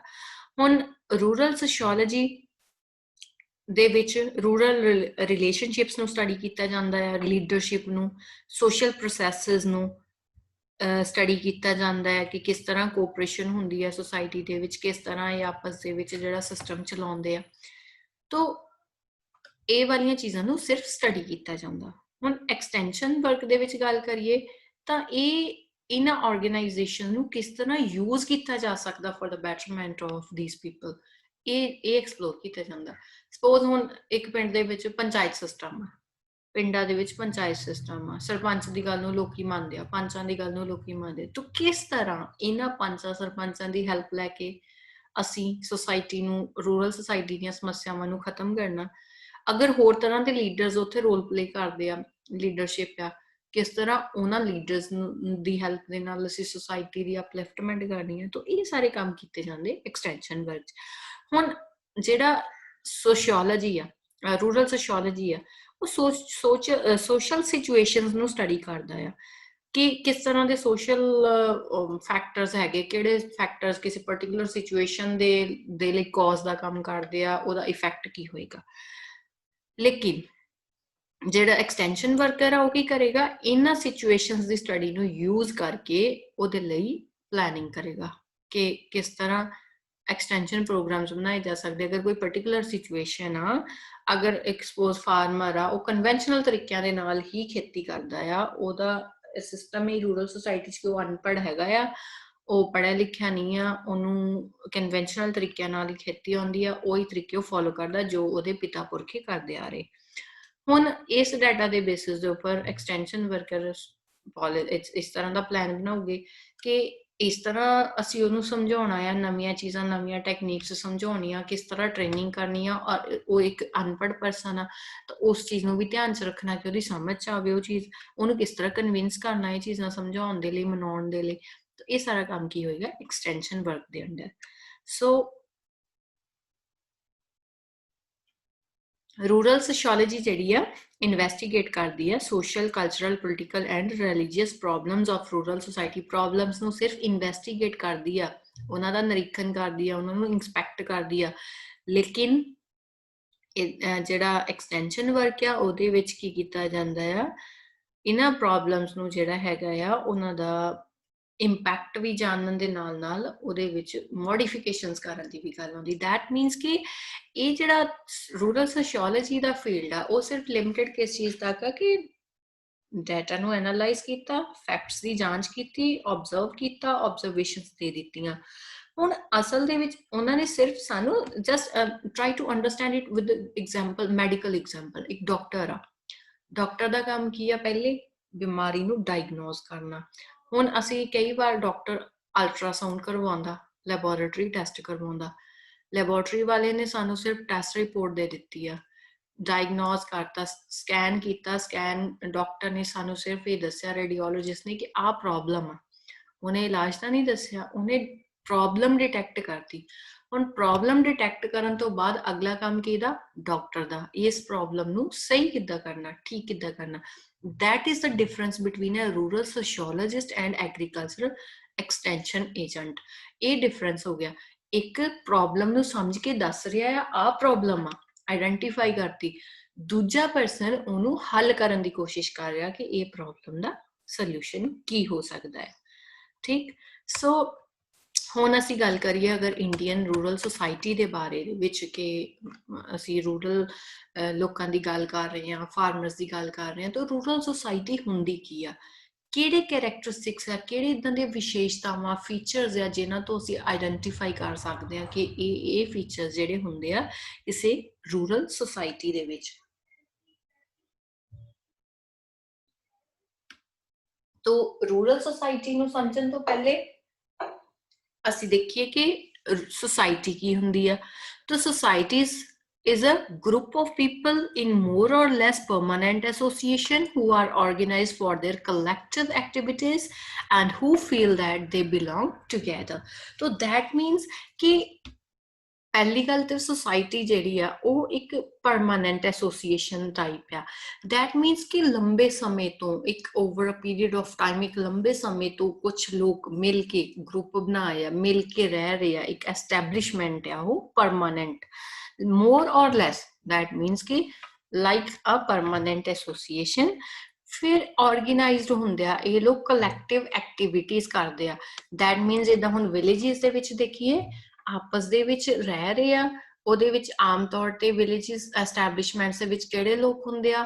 ਫੈਮਿਲੀ ਹੁੰਦੀ ਆ, ਉਹਨਾਂ ਦੇ ਜਿਹੜੇ ਰਿਸ਼ਤੇਦਾਰ ਆ ਜਾਂ ਉਹਨਾਂ ਦੇ ਆਪਾਂ ਕਹਿ ਸਕਦੇ ਜਿਹੜੇ ਨੇੜੇ ਦੇ ਸੰਬੰਧੀ ਹੈਗੇ ਆ, ਆਮ ਤੌਰ ਤੇ ਨੇੜੇ ਤੇੜੇ ਦੇ ਲੋਕ ਹੁੰਦੇ ਆ। ਫਿਰ ਉਹਨਾਂ ਦੀਆਂ ਐਕਟੀਵਿਟੀਜ਼ ਕਲੈਕਟਿਵ ਆ, ਇੱਕ ਦੂਜੇ ਤੇ ਬੜਾ ਉਹ ਡਿਪੈਂਡੈਂਸ ਆ ਉਹਨਾਂ ਦੀ। ਪਿੰਡਾਂ 'ਚ ਅਸੀਂ ਦੇ ਫਾਰਮਰਸ ਆ, ਫਾਰਮਿੰਗ ਦੇ ਨਾਲ ਰਿਲੇਟਿਡ ਕੰਮ ਆ, ਤਾਂ ਕਿਤੇ ਨਾ ਕਿਤੇ ਇੱਕ ਆਈਸੋਲੇਟਿਡ ਸਿਸਟਮ ਹੁੰਦਾ, ਸੈਲਫ ਸਫੀਸ਼ੀਐਂਟ ਹੁੰਦੇ ਆ, ਇੱਕ ਦੂਸਰੇ ਦੀਆਂ ਲੋੜਾਂ ਨੂੰ ਪੂਰੀਆਂ ਕਰਦੇ ਆ। ਕਲੈਕਟਿਵਲੀ ਐਕਟੀਵਿਟੀਜ਼ ਆ ਉਹਨਾਂ ਦੀਆਂ, ਤੇ ਉਹਨਾਂ ਦੇ ਵਿੱਚ ਬਿਲੋਂਗਿੰਗਨੈਸ ਹੁੰਦੀ ਆ। ਕਿਉਂਕਿ ਇੱਕ ਤੇ ਅਗਰ ਰਿਲੇਸ਼ਨਸ ਦੇ ਤੌਰ ਤੇ ਵੀ ਦੇਖੀਏ ਤਾਂ ਸੋਸ਼ਲੀ ਵੀ ਰਿਲੇਸ਼ਨਸ ਦੇ ਵਿੱਚ ਉਹ ਨਜ਼ਦੀਕੀ ਰਿਲੇਸ਼ਨਸ਼ਿਪ ਹੁੰਦੀ ਉਹਨਾਂ 'ਚ। ਦੂਜਾ ਚੀਜ਼ ਉਹਨਾਂ 'ਚ ਜਿਹੜੀ ਕਲੈਕਟਿਵ ਐਕਟੀਵਿਟੀਜ਼ ਦੇ ਕਰਕੇ ਵੀ ਟੂਗੈਦਰਨੈਸ ਦੀ ਜਿਹੜੀ ਫੀਲਿੰਗ ਹੈਗੀ ਆ ਉਹ ਜ਼ਿਆਦਾ ਸਟਰੋਂਗ ਹੁੰਦੀ ਆ, ਇੰਟੈਂਸ ਹੁੰਦੀ ਆ। ਤਾਂ ਸੁਸਾਇਟੀ ਕੀ ਹੈਗੀ ਆ? is a group of people in more or less permanent association who are organized for their collective activities and who feel that they belong together. So ਹੁਣ ਰੂਰਲ ਸੁਸਾਇਟੀ ਦੀ ਗੱਲ ਕਰੀਏ ਤਾਂ ਇਹ ਸੁਸਾਇਟੀ ਜਿਹੜੀ ਅਸੀਂ ਸੁਸਾਇਟੀ ਦੀ ਗੱਲ ਕਰਦੇ ਹਾਂ, ਇਸ ਪਰਮਾਨੈਂਟ ਐਸਟੈਬਲਿਸ਼ਮੈਂਟ ਰੂਰਲ ਏਰੀਆ 'ਚ ਵੀ ਹੋ ਸਕਦੀ ਆ, ਅਰਬਨ ਏਰੀਆ 'ਚ ਵੀ ਹੋ ਸਕਦੀ ਆ। ਅਗਰ ਰੂਰਲ ਏਰੀਆ ਦੇ ਵਿੱਚ ਹੈ ਤੇ ਅਸੀਂ ਉਹਨੂੰ ਵਿਲੇਜ ਕਮਿਊਨਿਟੀ ਬੋਲ ਦਿੰਦੇ ਹਾਂ ਜਾਂ ਰੂਰਲ ਸੁਸਾਇਟੀ ਬੋਲ ਦਿੰਦੇ ਹਾਂ। ਹੁਣ ਵਿਲੇਜ ਕੀ ਹੁੰਦਾ? ਵਿਲੇਜ ਦਾ ਜਿਹੜਾ ਕਨਸੈਪਟ ਹੈ ਉਹ ਬਹੁਤ ਪੁਰਾਣਾ, ਅਰਬਨ ਸੁਸਾਇਟੀਜ਼ ਦੇ ਮੁਕਾਬਲੇ ਵਿਲੇਜਿਸ ਦਾ ਕਨਸੈਪਟ ਬਹੁਤ ਪੁਰਾਣਾ ਆ। ਕਿ ਵਿਲੇਜ ਜਿਹੜੀ ਆ ਇੱਕ ਏਦਾਂ ਦੀ ਸੈਟਲਮੈਂਟ ਹੈਗੀ ਆ which originated many thousand years ago during the early period of human society. So village ਜਿਹੜੇ ਕੀ ਹੈਗੇ ਆ ਉਹਦੇ ਵਿੱਚ historically Ki requirements like land, water, climate, conditions of agriculture, economy, piece and security, ਇਹਨਾਂ ਚੀਜ਼ਾਂ ਦਾ ਬਹੁਤ ਇੰਪੋਰਟੈਂਟ ਰੋਲ ਆ ਕਿ ਲੋਕੀ ਆਪਸ ਦੇ ਵਿੱਚ ਮਿਲ ਕੇ ਇੱਕ ਦੂਸਰੇ ਨੂੰ ਪ੍ਰੋਟੈਕਟ ਕਰਦੇ ਆ। ਲੈਂਡ ਹੁੰਦੀ ਉਹਨਾਂ ਕੋਲ, ਐਗਰੀਕਲਚਰ ਮੇਨ ਆਕੂਪੇਸ਼ਨ ਆ, ਆਪਸ 'ਚ ਆਮ ਤੌਰ ਤੇ ਨਜ਼ਦੀਕੀ ਰਿਸ਼ਤੇਦਾਰ ਹੁੰਦੇ ਆ, ਕਾਸਟ ਦੇ ਨਾਲ ਜਾਂ ਰਿਲੀਜਨ ਬੇਸਿਸ ਦੇ ਉੱਪਰ ਇੱਕ ਦੂਸਰੇ ਨਾਲ ਰਿਲੇਟਡ ਹੁੰਦੇ ਆ। ਤਾਂ ਇਸ ਤਰ੍ਹਾਂ ਕਲੈਕਟਿਵ ਐਕਟੀਵਿਟੀਜ਼ ਕਰਦੇ ਆ, ਤਾਂ ਕਿਤੇ ਨਾ ਕਿਤੇ ਉਹਨਾਂ ਦੇ ਵਿੱਚ ਕਲੋਜ਼ ਬੌਂਡ ਜਿਹੜਾ ਆ, ਅਸੀਂ ਉਹ ਕਲੋਜ਼ ਵੈਬ ਜਿਹੜਾ ਆ, ਕਲੋਜ਼ ਇੰਟਰ ਰਿਲੇਸ਼ਨਸ਼ਿਪ ਅਸੀਂ ਉਹਨਾਂ ਦੀ ਜਿਹੜੀ ਆ ਉਹ ਦੇਖ ਸਕਦੇ ਹਾਂ। ਤਾਂ ਇਹਨਾਂ ਦੇ ਵਿੱਚ ਜਿਹੜਾ ਜਿਹੜਾ ਹਿਊਮਨ ਐਸੋਸੀਏਸ਼ਨ ਦੀ ਅਸੀਂ ਕਹਿ ਸਕਦੇ 올ਡਰ ਐਂਡ ਇੱਕ ਪ੍ਰਾਇਮਰੀ ਐਸੋਸੀਏਸ਼ਨ ਹੈਗੀ ਆ ਵਿਲੇਜਿਸ। So a village community can be defined as a group of rural people living together in a continuous geographic area. दूर दूर नहीं है, एक कोई स्पेसिफिक लैंड या स्पेसिफिक जोग्राफिक एरिया या ਜਿਹਦੇ ਵਿੱਚ ਇਹ ਲੋਕ ਰਹਿ ਰਹੇ ਆ ਔਰ in such a way ਕਿਸ ਤਰ੍ਹਾਂ ਰਹਿ ਰਹੇ ਆ that they share not this or of that particular interest but the basic conditions of a common life. ਉਹਨਾਂ ਦੀਆਂ ਜਿਹੜੀ ਆਪਸ ਦੇ ਵਿੱਚ ਸੰਬੰਧ ਦਾ ਕਾਰਨ ਆ ਉਹ ਉਹਨਾਂ ਦੇ basic conditions of common life ਆ। ਉਹਨਾਂ ਦੀ ਲਾਈਫ ਕਾਮਨ ਆ, ਉਹਨਾਂ ਦੀ ਕੋਈ ਇੱਕ ਦੂਸਰੇ ਤੋਂ ਕੋਈ ਪਰਟੀਕੂਲਰ ਸਪੈਸੀਫਿਕ ਇੰਟਰਸਟ ਨਹੀਂ ਹੈਗੇ ਕਿ ਪੂਰੇ ਕਰਨੇ ਆ ਉਹਨਾਂ ਨੇ। ਉਹਨਾਂ ਦੀ ਲਾਈਫ ਇਸ ਤਰ੍ਹਾਂ ਬੇਸਿਕਲੀ ਉਹ ਆਪਸ ਦੇ ਵਿੱਚ ਜਿਹੜੇ ਆ ਇੰਟਰ ਰਿਲੇਟਡ ਲੋਕ ਹੈਗੇ, ਆਪਸ ਦੇ ਵਿੱਚ ਕਲੋਜ਼ ਰਿਲੇਸ਼ਨਸ਼ਿਪ ਆ ਉਹਨਾਂ ਦੀ। ਐਗਰੀਕਲਚਰ ਦੇ ਬੇਸਿਸ ਤੇ ਇਹਨਾਂ ਦਾ ਸੇਮ ਕਿੱਤਾ ਆ, ਇੱਕ ਦੂਸਰੇ ਨਾਲ ਸੰਬੰਧਿਤ ਹੈਗੇ, ਇੱਕ ਦੂਸਰੇ ਦੀਆਂ ਨੀਡਸ ਨੂੰ ਫੁਲਫਿਲ ਕਰਦੇ ਆ, ਕੋਆਪਰੇਸ਼ਨ ਆ ਉਹਨਾਂ ਦੇ ਵਿੱਚ, ਕੋਆਪਰੇਸ਼ਨ ਹੈ, ਟੂਗੈਦਰਨੈਸ ਦੀ ਫੀਲਿੰਗ ਆ। ਤਾਂ ਇਹ ਸਾਰੀਆਂ ਚੀਜ਼ਾਂ ਜਿਹੜੀਆਂ ਉਹਨਾਂ 'ਚ ਕਲੋਜ਼ ਬੌਂਡ ਬਣਾਉਂਦੀਆਂ, ਉਹਨਾਂ ਦੀ ਲਾਈਫ ਨੂੰ ਇੱਕ ਜਿਹੜਾ ਕਾਮਨ ਲਾਈਫ ਬਣਾਉਂਦੀਆਂ। ਤਾਂ ਇਹ ਇੱਕ ਬਹੁਤ ਵੱਡਾ ਫੀਚਰ ਜਿਹੜਾ ਅਸੀਂ ਵਿਲੇਜ ਲਾਈਫ ਦੇ ਵਿੱਚ ਦੇਖ ਸਕਦੇ ਹਾਂ। ਹੁਣ ਰੂਰਲ ਸੁਸਾਇਟੀ ਨੂੰ ਸਟੱਡੀ ਕਰਨ ਦੇ ਲਈ ਜਾਂ ਕਰਨ ਦਾ ਕੀ ਫਾਇਦਾ ਆ, ਕੀ ਇੰਪੋਰਟੈਂਸ ਆ, ਤਾਂ ਅਗਰ ਦੇਖੀਏ ਤਾਂ ਰੂਰਲ ਸੁਸਾਇਟੀ ਜਿਹੜੀ ਹੈਗੀ ਆ ਰੂਰਲ ਐਕਸਟੈਂਸ਼ਨ ਦੇ ਲਈ ਬਹੁਤ ਜ਼ਰੂਰੀ ਆ ਦੀ ਸਟੱਡੀ ਕਰਨਾ, ਕਿ ਅਗਰ ਅਸੀਂ ਜਿਹੜੀਆਂ ਡਿਵੈਲਪਮੈਂਟਸ ਹੈਗੀਆਂ ਆ ਟੈਕਨੋਲੋਜੀਕਲ ਸਾਇੰਟੀਫਿਕ ਡਿਵੈਲਪਮੈਂਟਸ ਉਹਨਾਂ ਨੂੰ ਅਗਰ ਅਸੀਂ ਰੂਰਲ ਸੁਸਾਇਟੀ ਦੇ ਵਿੱਚ ਅਪਲਾਈ ਕਰਨਾ ਆ ਤੇ ਪਹਿਲੇ ਸਾਨੂੰ ਰੂਰਲ ਸੁਸਾਇਟੀ ਨੂੰ ਸਟੱਡੀ ਕਰਨਾ ਪਏਗਾ।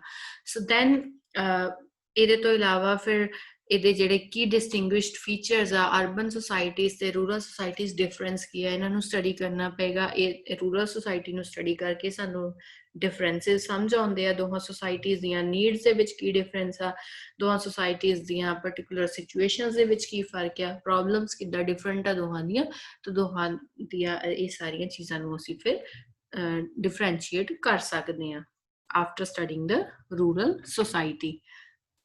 ਸੋ ਇਹਦੇ ਤੋਂ ਇਲਾਵਾ ਰੂਰਲ ਪੀਪਲ ਨੂੰ ਅਸੀਂ ਕਿਉਂ ਹੋਰ ਸਟੱਡੀ ਕਰਦੇ ਹਾਂ, ਤਾਂ ਕਿ ਉਹਨਾਂ ਦੇ ਕਿਸ ਤਰ੍ਹਾਂ ਦੇ ਪਰਸਨਲ ਐਂਡ ਗਰੁੱਪ ਰਿਲੇਸ਼ਨਸ ਹੈਗੇ ਆ, ਉੱਥੇ ਮੈਰਿਜ ਸਿਸਟਮ ਕਿੱਦਾਂ ਦੇ ਆ, ਉਹਨਾਂ ਦਾ ਰਿਲੀਜੀਅਸ ਸਿਸਟਮ ਕਿੱਦਾਂ ਦਾ, ਫੈਮਿਲੀ ਸਿਸਟਮ ਕਿੱਦਾਂ ਦਾ, ਇਹ ਸਾਰੀਆਂ ਚੀਜ਼ਾਂ ਸਾਨੂੰ ਸਮਝ ਆਉਂਦੀਆਂ ਆਫਟਰ ਸਟੱਡਿੰਗ ਦ ਰੂਰਲ ਸੁਸਾਇਟੀ। ਸੋ ਇਹਦੇ ਤੋਂ ਇਲਾਵਾ ਅਗਰ ਅਸੀਂ ਵਿਲੇਜ ਲਾਈਫ ਦੇ ਫੀਚਰਸ ਦੀ ਗੱਲ ਕਰੀਏ, ਰੂਰਲ ਸੁਸਾਇਟੀ ਦੇ ਜਾਂ ਵਿਲੇजेस ਦੇ ਫੀਚਰ ਕਿੱਦਾਂ ਦੇ ਹੁੰਦੇ ਆ, ਕਿਸ ਤਰ੍ਹਾਂ ਦੇ ਅਰਬਨ ਸੁਸਾਇਟੀ ਨਾਲ ਅਗਰ ਕੰਪੇਅਰ ਕਰਕੇ ਦੇਖੀਏ ਤਾਂ ਕਿਸ ਤਰ੍ਹਾਂ ਦੇ ਫੀਚਰਸ ਹੈਗੇ ਆ। ਤਾਂ first of all isolation and self sufficiency, as I discussed earlier also, ਕਿ ਜਿਹੜੇ ਇਹ ਵਿਲੇਜ ਜਿਸ ਦੇ ਵਿੱਚ ਲੋਕ ਰਹਿੰਦੇ ਆ ਆਈਸੋਲੇਸ਼ਨ ਦੇ ਵਿੱਚ, ਮਤਲਬ ਕਿ ਇਹਨਾਂ ਦਾ ਕੋਈ ਬਹੁਤਾ ਬਾਹਰੀ ਦੁਨੀਆ ਨਾਲ ਲੈਣਾ ਦੇਣਾ ਨਹੀਂ ਆ, ਪਿੰਡਾਂ ਦੇ ਵਿੱਚ ਰਹਿੰਦੇ ਆ, ਆਪਸ ਦੇ ਵਿੱਚ ਇੱਕ ਦੂਸਰੇ ਦੀਆਂ ਨੀਡਸ ਨੂੰ ਫੁੱਲਫਿਲ ਕਰ ਲੈਂਦੇ ਆ, ਇੱਦਾਂ ਇਹਨਾਂ ਦੇ ਕਿੱਤੇ ਵੀ ਜਿਹੜੇ ਇੰਟਰਲਿੰਕਡ ਹੁੰਦੇ ਆ, ਕੋਈ ਜ਼ਿਆਦਾ ਬਹੁਤ ਅਲਟਰਾ ਮਾਡਰਨ ਲਾਈਫ ਨਹੀਂ ਜੀਂਦੇ, ਸਿੰਪਲ ਐਂਡ ਕਾਮ ਲਾਈਫ ਆ ਇਹਨਾਂ ਦੀ। ਔਰ ਇਸ ਕਰਕੇ ਸੈਲਫ ਸਫੀਸ਼ੀਐਂਸੀ ਵੀ ਆ, ਆਪਣਾ ਖਾਣ ਪੀਣ ਲਈ ਅਨਾਜ ਉਗਾਉਂਦੇ ਆ, ਆਪਣੀ ਜਿਹੜੀ ਜੋ ਬੇਸਿਕ ਨੀਡਸ ਹੈਗੀਆਂ ਇੱਕ ਦੂਸਰੇ ਦੀ ਹੈਲਪ ਦੇ ਨਾਲ ਕਲੈਕਟਿਵ ਐਕਟੀਵਿਟੀਜ਼ ਦੇ ਥਰੂ ਫੁੱਲਫਿਲ ਕਰ ਲੈਂਦੇ ਆ।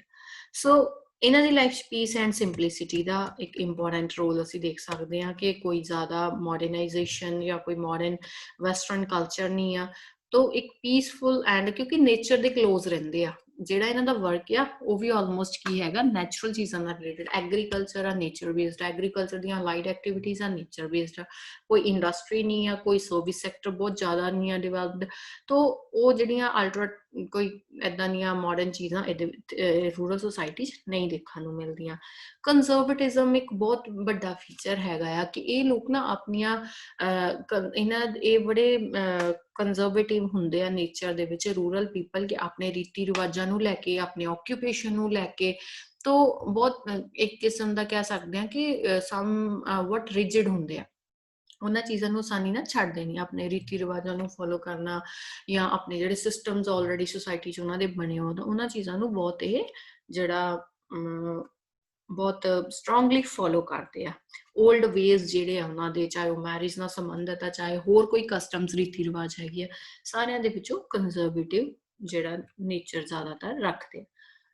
ਪੋਵਰਟੀ ਐਂਡ ਇਲਿਟਰੇਸੀ ਦੀ ਗੱਲ ਕਰੀਏ ਤਾਂ ਸ਼ਹਿਰਾਂ ਦੇ ਮੁਕਾਬਲੇ ਇਹਨਾਂ ਜਿਹੜੇ ਰੂਰਲ ਸੁਸਾਇਟੀਜ਼ ਦੇ ਵਿੱਚ ਪੋਵਰਟੀ ਐਂਡ ਇਲਿਟਰੇਸੀ ਦੋਨੋਂ ਜ਼ਿਆਦਾ, ਕਿਉਂਕਿ ਐਕਸਟ੍ਰੀਮਲੀ ਸਿੰਪਲ ਲਾਈਫ ਸਟਾਈਲ ਹੈ ਇਹਨਾਂ ਦਾ, ਕੋਈ ਜ਼ਿਆਦਾ ਇਨਕਮ ਦੇ ਸੋਰਸਿਸ ਵੀ ਨਹੀਂ ਹੁੰਦੇ, ਐਗਰੀਕਲਚਰ ਵੀ ਹੀ ਮੇਨ ਆਕਿਊਪੇਸ਼ਨ ਆ, ਨੇਚਰ ਬੇਸਡ ਆ, ਤਾਂ ਇਸ ਕਰਕੇ ਇਹਦੇ ਵਿੱਚ ਅਨਸਰਟਨਟੀ ਬੜੀ ਬਣੀ ਰਹਿੰਦੀ ਹੈ, ਤਾਂ ਇਨਕਮ ਲੈਵਲ ਇਹਨਾਂ ਲੋਕਾਂ ਦਾ ਲੋ ਹੁੰਦਾ ਆ, ਇਲਿਟਰੇਸੀ ਵੀ as compare to urban societies ਜ਼ਿਆਦਾ ਹੁੰਦੀ ਹੈ। ਜਨਰਲ ਇਨਵਾਇਰਨਮੈਂਟ ਦੀ ਗੱਲ ਕਰੀਏ ਤਾਂ ਨੈਚੁਰਲ ਇਨਵਾਇਰਨਮੈਂਟ 'ਚ ਰਹਿੰਦੇ ਆ, ਫਰੈਸ਼ ਏਅਰ, ਐਗਰੀਕਲਚਰ ਆ ਜਾਂ ਅਦਰ ਇਹਨਾਂ ਦੇ ਰਿਲੇਟਡ ਆਕਿਊਪੇਸ਼ਨਸ ਆ, ਓਪਨ ਏਅਰ ਦੇ ਵਿੱਚ ਕੰਮ ਆ, ਕੋਈ ਆਰਟੀਫਿਸ਼ੀਅਲ ਸਿਸਟਮ ਨਹੀਂ, ਮੈਨਮੇਡ ਸਿਸਟਮ ਨਹੀਂ ਹੈਗਾ ਜ਼ਿਆਦਾ, ਤੋ ਇਹਨਾਂ ਦੇ ਉੱਪਰ ਇਹ ਨੈਚੁਰਲ ਫੈਕਟਰਸ ਅਸਰ ਵੀ ਡਾਇਰੈਕਟਲੀ ਕਰਦੇ ਆ, ਤੋ ਇਸੇ ਕਰਕੇ ਇਹਨਾਂ ਦੇ ਜਿਹੜੇ ਬਿਲੀਫ ਸਿਸਟਮ ਦੇ ਵਿੱਚ ਵੀ ਇਹ ਜਿਹੜੇ ਨੈਚੁਰਲ ਫੈਕਟਰਸ ਹੈਗੇ ਆ ਉਹਨਾਂ ਦੇ ਸੰਬੰਧੀ ਜਿਹੜੀਆਂ ਕਨਵਿਕਸ਼ਨਸ ਜਾਂ ਉਹਨਾਂ ਦੇ ਸੰਬੰਧੀ ਜੋ ਉਹ ਪ੍ਰੈਡਿਕਸ਼ਨਸ ਕਰਦੇ ਆ, ਜਾਂ ਉਹਨਾਂ ਚੀਜ਼ਾਂ ਦਾ ਇਫੈਕਟ ਇਹਨਾਂ ਦੀ ਲਾਈਫ ਤੇ ਅਸੀਂ ਕਾਫੀ ਜ਼ਿਆਦਾ ਦੇਖ ਸਕਦੇ ਹਾਂ। ਸਾਈਜ਼ ਦੀ ਗੱਲ ਕਰੀਏ ਕਮਿਊਨਿਟੀ ਦੀ, ਤਾਂ ਰੂਰਲ ਕਮਿਊਨਿਟੀਜ਼ ਜਿਹੜੀਆਂ ਆ ਉਹ ਅਰਬਨ ਕਮਿਊਨਿਟੀਜ਼ ਦੇ ਮੁਕਾਬਲੇ ਕਾਫੀ ਛੋਟੀਆਂ ਹੁੰਦੀਆਂ ਆ। ਅਰਬਨ ਏਰੀਆਜ਼ ਦੇ ਮੁਕਾਬਲੇ ਅਗਰ ਅਸੀਂ ਜਿਓਗ੍ਰਾਫਿਕਲ ਏਰੀਆ ਦੇਖੀਏ ਛੋਟਾ ਹੁੰਦਾ ਆ, ਤਾਂ ਸੈਟਲਮੈਂਟਸ ਛੋਟੀਆਂ ਆ।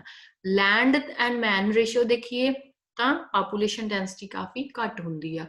ਦੈਟ ਮੀਨਸ ਕਿ ਪਰ ਪਰਸਨ ਲੈਂਡ ਜ਼ਿਆਦਾ ਹੁੰਦੀ ਆ। ਪਿੰਡਾਂ ਦੇ ਨਾਲ ਅਸੀਂ ਸ਼ਹਿਰਾਂ ਦਾ ਅਗਰ ਕੰਪੇਅਰ ਕਰਕੇ ਦੇਖੀਏ ਤੇ ਘਰਾਂ ਦਾ ਅਸੀਂ ਸਾਈਜ਼ ਦੇਖ ਸਕਦੇ ਹਾਂ। ਪਿੰਡਾਂ 'ਚ ਆਮ ਤੌਰ ਤੇ ਬਹੁਤ ਵੱਡੇ ਵੱਡੇ ਘਰ ਹੁੰਦੇ ਆ, ਲੋਕਾਂ ਦੇ ਕੋਲ ਐਗਰੀਕਲਚਰਲ ਲੈਂਡ ਜਿਹੜੀ ਆ ਉਹ ਹੁੰਦੀ ਆ ਜ਼ਿਆਦਾ। ਤੋਂ ਸ਼ਹਿਰਾਂ ਦੇ ਵਿੱਚ ਜਿਹੜੀ ਆ ਇਹ ਲੈਂਡ ਅਸੀਂ ਦੇਖਦੇ ਘੱਟ ਹੁੰਦੀ ਆ। ਤਾਂ ਡੈਂਸਿਟੀ ਪਰ ਸਕੁਅਰ ਮਾਈਲ ਜਿਹੜੀ ਹੈਗੀ ਆ ਉਹ ਅਰਬਨ ਏਰੀਆਜ਼ ਦੇ ਮੁਕਾਬਲੇ ਕਾਫੀ ਘੱਟ ਹੁੰਦੀ ਆ। ਸੋ ਅਗਰ ਅਸੀਂ ਅਨਦਰ ਕੁਝ ਫੈਕਟਰਸ ਦੇ ਬੇਸਿਸ ਦੇ ਉੱਪਰ ਰਿਲੇਸ਼ਨਸ਼ਿਪ ਜਾਂ ਡਿਫਰੈਂਸਿਸ ਦੀ ਗੱਲ ਕਰੀਏ ਸੋਸ਼ਲ ਆਰਗੇਨਾਈਜੇਸ਼ਨ ਦੇ ਬੇਸਿਸ ਤੇ, ਸੋਸ਼ਲ ਆਰਗੇਨਾਈਜੇਸ਼ਨਸ ਮਤਲਬ ਕਿ ਫੈਮਿਲੀ ਸਿਸਟਮ ਕਿੱਦਾਂ ਦਾ ਆ, ਕਿਸ ਤਰ੍ਹਾਂ ਦੇ ਇੰਸਟੀਟਿਊਸ਼ਨਸ ਹੈਗੇ ਆ। ਤੋ ਅਗਰ ਅਸੀਂ ਗੱਲ ਕਰੀਏ ਪਿੰਡਾਂ ਦੀ ਤੇ ਫੈਮਲੀਜ਼ ਪਿੰਡਾਂ ਦੇ ਵਿੱਚ ਕਿ ਆਮ ਤੌਰ ਤੇ ਅਸੀਂ ਦੇਖਦੇ ਹਾਂ ਕਿ ਪਿੰਡਾਂ ਦੇ ਵਿੱਚ ਜਿਹੜਾ ਵਿਲੇजेस ਹੈਗੇ ਆ, ਵਿਲੇजेस ਦੇ ਵਿੱਚ ਫੈਮਲੀਜ਼ ਆਮ ਤੌਰ ਤੇ ਜੁਆਇੰਟ ਫੈਮਲੀਜ਼, ਸੰਯੁਕਤ ਪਰਿਵਾਰ ਹੁੰਦੇ ਆ, ਵੱਡੇ ਪਰਿਵਾਰ ਹੁੰਦੇ ਆ। ਉਹਨਾਂ ਦੇ ਵਿੱਚ ਆਮ ਤੌਰ ਤੇ ਫੈਮਲੀ ਦਾ ਇੱਕ ਹੈਡ ਹੁੰਦਾ ਜਿਹੜਾ ਕਿ ਸਾਰੀ ਫੈਮਲੀ ਦੇ ਡਿਸੀਜਨ ਮੇਕਿੰਗ ਉਹਦੇ ਹੱਥ ਦੇ ਵਿੱਚ ਹੁੰਦੀ ਆ। ਤੋਂ ਜ਼ਿਆਦਾ ਜਿਹੜਾ ਆ ਇੰਟੀਮੇਸੀ ਆ, ਗ੍ਰੇਟਰ ਕੰਟਰੋਲ ਹੁੰਦਾ, ਜਿਹੜੇ ਐਲਡਰਸ ਹੁੰਦੇ ਆ ਉਹਨਾਂ ਦਾ ਗ੍ਰੇਟਰ ਕੰਟਰੋਲ ਹੁੰਦਾ ਫੈਮਲੀ ਦੇ ਉੱਪਰ। ਡਿਸੀਜਨ ਮੇਕਿੰਗ ਪਾਵਰ ਉਹਨਾਂ ਦੇ ਕੋਲ ਹੁੰਦੀ ਆ। ਆਪਸ ਦੇ ਵਿੱਚ ਇੰਟੀਮੇਸੀ ਹੁੰਦੀ ਹੈ ਨਾ ਲੋਕਾਂ ਦੀ, ਕਲੋਜ਼ ਹੁੰਦੇ ਆ, ਕਲੋਜ਼ਲੀ ਨੀਟਡ ਰਿਲੇਸ਼ਨਸ ਆ ਇਹਨਾਂ ਦੇ। ਤੋਂ ਸ਼ਹਿਰਾਂ ਦੇ ਮੁਕਾਬਲੇ ਜਦ ਕਿ ਸ਼ਹਿਰਾਂ ਦੇ ਵਿੱਚ ਅਗਰ ਦੇਖੀਏ ਤਾਂ ਡਿਸੀਜਨ ਦੀ ਕਿਤੇ ਨਾ ਕਿਤੇ ਜਿਹੜੀ ਆ ਉਹ ਜ਼ਿਆਦਾ ਲਿਬਰਟੀ ਹਰੇਕ ਫੈਮਿਲੀ ਮੈਂਬਰ ਦੇ ਕੋਲ ਅਸੀਂ ਦੇਖਦੇ ਹਾਂ। ਮੈਰਿਜਸ ਦੀ ਗੱਲ ਕਰੀਏ ਸ਼ਹਿਰਾਂ ਦੇ ਵਿੱਚ ਅਸੀਂ ਡਾਈਵੋਰਸਿਸ ਦਾ ਟ੍ਰੈਂਡ, ਲਵ ਮੈਰਿਜਸ ਦਾ ਟ੍ਰੈਂਡ ਦੇਖਦੇ ਹਾਂ। ਵਿਲੇजेस ਦੇ ਵਿੱਚ ਅੱਜ ਵੀ ਇਹ ਚੀਜ਼ਾਂ ਜਿਹੜੀਆਂ ਉਹ ਕਾਫੀ ਹੱਦ ਤੱਕ ਨਹੀਂ ਹੈਗੀਆਂ। ਤੋਂ ਅਰੇਂਜ ਮੈਰਿਜਸ ਔਰ ਇਹਦੇ ਤੋਂ ਇਲਾਵਾ ਕਾਸਟ ਦੇ ਬੇਸਿਸ ਤੇ, ਰਿਲੀਜਨ ਦੇ ਬੇਸਿਸ ਤੇ ਸਟਰੋਂਗਲੀ ਇਹਨਾਂ ਚੀਜ਼ਾਂ ਨੂੰ ਫੋਲੋ ਕੀਤਾ ਜਾਂਦਾ। ਵਿਲੇਜ ਕਮਿਊਨਿਟੀਜ਼ ਦੇ ਵਿੱਚ ਵੀ ਫੀਲਿੰਗ ਆਪਸ ਦੇ ਵਿੱਚ ਟੁਗੈਦਰਨੈਸ ਦੀ ਫੀਲਿੰਗ, ਫਰੈਟਰਨਿਟੀ ਦੀ ਫੀਲਿੰਗ ਜਿਹੜੀ ਆ ਇਹ ਜ਼ਿਆਦਾ ਸਟਰੋਂਗ ਆ ਪਿੰਡਾਂ ਦੀਆਂ ਕਮਿਊਨਿਟੀਜ਼ ਦੇ ਵਿੱਚ, ਰੂਰਲ ਕਮਿਊਨਿਟੀਜ਼ ਦੇ ਵਿੱਚ। ਕਿਉਂਕਿ ਇਹ ਲੋਕ ਬਹੁਤ ਚਿਰਾਂ ਤੋਂ, ਬਹੁਤ ਸਮੇਂ ਤੋਂ ਇਕੱਠੇ ਰਹਿੰਦੇ ਆ ਆਪਸ ਦੇ ਵਿੱਚ। ਕਾਸਟ ਜਾਂ ਰਿਲੀਜਨ ਜਾਂ ਕੁਝ ਇਸ ਤਰ੍ਹਾਂ ਦੀਆਂ ਇੰਸਟੀਟਿਊਸ਼ਨ ਦੇ ਬੇਸਿਸ ਤੇ ਇਹਨਾਂ ਦਾ ਰਿਲੇਸ਼ਨ ਹੁੰਦਾ ਹੈ। ਤੇ ਇਸ ਕਰਕੇ ਇਹ ਆਪਸ ਦੇ ਵਿੱਚ ਜਿਹੜੇ ਇਹਨਾਂ ਦੇ ਵਿੱਚ ਇੱਕ ਵੀ ਫੀਲਿੰਗ, ਕਲੈਕਟਿਵ ਇਕਨੋਮਿਕ ਐਕਟੀਵਿਟੀਜ਼ ਆ ਇਹਨਾਂ ਦੀਆਂ, ਕਲੈਕਟਿਵ ਸੋਸ਼ਲ ਐਕਟੀਵਿਟੀਜ਼ ਆ, ਜਿਹਦੇ ਕਰਕੇ ਆਪਸ ਦੇ ਵਿੱਚ ਇਹਨਾਂ ਦਾ ਇੱਕ ਅਸੀਂ ਸਟਰੋਂਗ ਜਿਹੜਾ ਵੀ ਫੀਲਿੰਗ ਅਸੀਂ ਇਹਨਾਂ ਦੇ ਵਿੱਚ ਦੇਖ ਸਕਦੇ ਹਾਂ। ਨੇਬਰਹੁੱਡ ਦੀ ਗੱਲ ਕਰੀਏ ਤਾਂ ਬਹੁਤ ਇੰਪੋਰਟੈਂਸ ਹੈ ਸ਼ਹਿਰਾਂ ਦੇ ਮੁਕਾਬਲੇ। ਨੇਬਰਹੁੱਡ ਦੀ ਕੋਆਪਰੇਸ਼ਨ ਹੁੰਦੀ ਹੈ, ਇੱਕ ਦੂਸਰੇ ਦੀ ਹੈਲਪ ਕਰਨੀ, ਇੱਕ ਦੂਸਰੇ ਦੇ ਕੰਮ ਆਉਣਾ। ਤਾਂ ਬਹੁਤ ਜ਼ਿਆਦਾ ਇਹ ਫੀਲਿੰਗ ਇਹਦੇ ਵਿੱਚ ਅਸੀਂ ਦੇਖ ਸਕਦੇ ਹਾਂ ਕਿ ਇੰਟੈਂਸ ਹੁੰਦੀ ਹੈ। ਵਿਮਨ ਦੀ ਪੋਜੀਸ਼ਨ ਦੀ ਗੱਲ ਕਰੀਏ ਤਾਂ ਸ਼ਹਿਰਾਂ ਦੇ ਮੁਕਾਬਲੇ ਵਿਮਨ ਦਾ ਰੋਲ ਜਿਹੜਾ ਆ ਉਹ ਜ਼ਿਆਦਾ, ਸੋਸ਼ਲ ਸਟੇਟਸ ਵੀ ਹਾਈ ਨਹੀਂ ਆ ਤੇ ਐਜੂਕੇਸ਼ਨ ਲੈਵਲ ਵੀ ਦੇਖੀਏ ਅਰਬਨ ਏਰੀਆਜ਼ ਦੇ ਮੁਕਾਬਲੇ ਘੱਟ। ਤੇ ਵਰਕਿੰਗ ਫੋਰਸ ਦੇ ਵਿੱਚ ਪਾਰਟਿਸਿਪੇਸ਼ਨ ਦੇ ਤੌਰ ਤੇ ਵੀ ਦੇਖੀਏ ਤਾਂ ਵਿਮਨ ਦੀ ਜਿਹੜੀ ਰੋਲ ਹੈਗਾ ਜ਼ਿਆਦਾਤਰ ਡੋਮੈਸਟਿਕ ਕੰਮਾਂ ਕਾਰਾਂ ਤੱਕ ਹੀ ਸੀਮਤ ਰੱਖਿਆ ਜਾਂਦਾ ਹੈ। ਸੋਸ਼ਲ ਸੋਲੀਡੈਰਿਟੀ ਦੀ ਗੱਲ ਕਰੀਏ ਤਾਂ ਵਿਲੇजेस ਦੇ ਵਿੱਚ ਸੋਸ਼ਲ ਸੋਲੀਡੈਰਿਟੀ ਦੀ ਡਿਗਰੀ ਜਿਹੜੀ ਉਹ ਜ਼ਿਆਦਾ ਆ। ਦੈਟ ਮੀਨਸ ਕਿ ਜਿਹੜਾ common AIIMS, common experiences, common customs ਹੈਗੇ ਆ, ਇਹਨਾਂ ਦੇ ਵਿੱਚ ਇਸ ਬੇਸਿਸ ਦੇ ਉੱਪਰ ਯੂਨਿਟੀ ਆ। ਸਿਟੀਜ਼ ਦੇ ਵਿੱਚ ਅਗਰ ਦੇਖੀਏ ਤਾਂ ਇਹ ਚੀਜ਼ਾਂ ਜਿਹੜੀਆਂ social relations are secondary and formal. ਆਪਸ ਦੇ ਵਿੱਚ ਲੋਕਾਂ ਦਾ ਕੀ ਸੰਬੰਧ ਆ, ਬੜੇ ਪ੍ਰੋਫੈਸ਼ਨਲ ਰਿਲੇਸ਼ਨਸ ਆ ਲੋਕਾਂ ਦੇ, ਜਾਂ ਬੜੇ ਫਾਰਮਲ ਟਾਈਪ ਦੇ ਰਿਲੇਸ਼ਨ ਆ। ਇਨਫਾਰਮਲ ਰਿਲੇਸ਼ਨਸ਼ਿਪ ਨਹੀਂ ਜਿੱਦਾਂ ਅਸੀਂ ਪਿੰਡਾਂ ਦੇ ਵਿੱਚ ਦੇਖਦੇ ਕਿ ਨੇਬਰਹੁੱਡ ਆ, ਇੰਨੀ ਜ਼ਿਆਦਾ ਨੇਬਰਸ ਦੀ ਇੰਪੋਰਟੈਂਸ ਆ। ਕੋਈ ਘਰ ਦੇ ਵਿੱਚ ਕੰਮ ਕਰਦਾ ਜਾਂ ਖੇਤ ਦੇ ਵਿੱਚ ਮਜ਼ਦੂਰ ਕੰਮ ਕਰਦਾ, ਉਹਦੇ ਨਾਲ ਬੜਾ ਕਲੋਜ਼ ਬੌਂਡ ਆ। ਤਾਂ ਇਸ ਤਰ੍ਹਾਂ ਦੀਆਂ ਚੀਜ਼ਾਂ ਸ਼ਹਿਰਾਂ ਦੇ ਵਿੱਚ, ਟਾਊਨਸ ਦੇ ਵਿੱਚ ਜਿਹੜੇ ਰਿਲੇਸ਼ਨਸ਼ਿਪਸ ਉਹਨਾਂ ਦੇ ਵਿੱਚ ਸਾਨੂੰ ਦੇਖਣ ਨੂੰ ਨਹੀਂ ਮਿਲਦੀਆਂ। ਸੋ ਇਸ ਕਰਕੇ ਅਰਬਨ ਏਰੀਆਜ਼ ਦੇ ਮੁਕਾਬਲੇ ਡਿਗਰੀ ਆਫ ਇੰਟੀਮੇਸੀ ਕਿਤੇ ਜ਼ਿਆਦਾ ਹਾਈ ਹੁੰਦੀ ਹੈ ਪਿੰਡਾਂ ਦੇ ਵਿੱਚ। ਸਾਈਜ਼ ਦੀ ਗੱਲ ਕਰੀਏ ਤਾਂ ਵਿਲੇਜ ਕਮਿਊਨਿਟੀ ਸਮਾਲਰ ਸਾਈਜ਼ ਆ ਅਰਬਨ ਕਮਿਊਨਿਟੀਜ਼ ਦੇ ਮੁਕਾਬਲੇ। ਅਰਬਨ ਕਮਿਊਨਿਟੀਜ਼ ਦੇ ਵਿੱਚ ਬਹੁਤ ਸਾਰੇ ਅਲੱਗ-ਅਲੱਗ ਜਗ੍ਹਾਵਾਂ ਤੋਂ ਲੋਕ ਆ ਕੇ ਸੈਟਲ ਹੋਏ ਹੁੰਦੇ ਆ, ਬਹੁਤ ਤਰ੍ਹਾਂ ਦੇ ਆਕਿਊਪੇਸ਼ਨਸ ਹੁੰਦੇ ਆ। ਤਾਂ ਜਿਹਦੇ ਕਰਕੇ ਜਿਹੜਾ ਉੱਥੇ ਸਾਈਜ਼ ਆਫ ਪਾਪੂਲੇਸ਼ਨ ਵੀ ਲਾਰਜ ਰਹਿੰਦਾ ਆ, ਸੋਸਾਇਟੀਜ਼ ਦਾ ਸਾਈਜ਼ ਲਾਰਜ ਰਹਿੰਦਾ ਆ। ਔਰ ਲੈਂਡ ਦੀ ਸਕੇਅਰਸਿਟੀ ਹੁੰਦੀ ਹੈ, ਇਸ ਕਰਕੇ ਡੈਂਸਿਟੀ ਆਫ ਪਾਪੂਲੇਸ਼ਨ ਵੀ ਅਰਬਨ ਏਰੀਆਜ਼ 'ਚ ਰੂਰਲ ਦੇ ਮੁਕਾਬਲੇ ਜ਼ਿਆਦਾ ਰਹਿੰਦੀ ਹੈ। ਇਕਨੋਮਿਕ ਲਾਈਫ ਦੋਹਾਂ ਦੀ ਬਹੁਤ ਵੱਡਾ ਡਿਫਰੈਂਸ ਹੁੰਦਾ ਆ।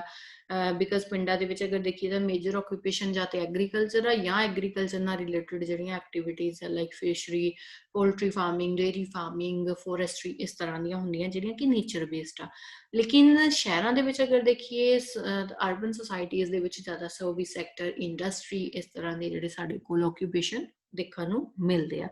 ਤੋ ਪਿੰਡਾਂ ਦੇ ਵਿੱਚ ਲਿਮਿਟਿਡ ਮੀਨਸ ਆ ਇਨਕਮ ਅਰਨ ਕਰਨ ਦੇ, ਜਦਕਿ ਸ਼ਹਿਰਾਂ ਦੇ ਵਿੱਚ ਇਹ ਅਪੋਰਚੁਨਿਟੀਜ਼ ਜਿਹੜੀਆਂ ਆ ਉਹ ਕਾਫੀ ਕੰਪੈरेटिवली ਜ਼ਿਆਦਾ ਆ।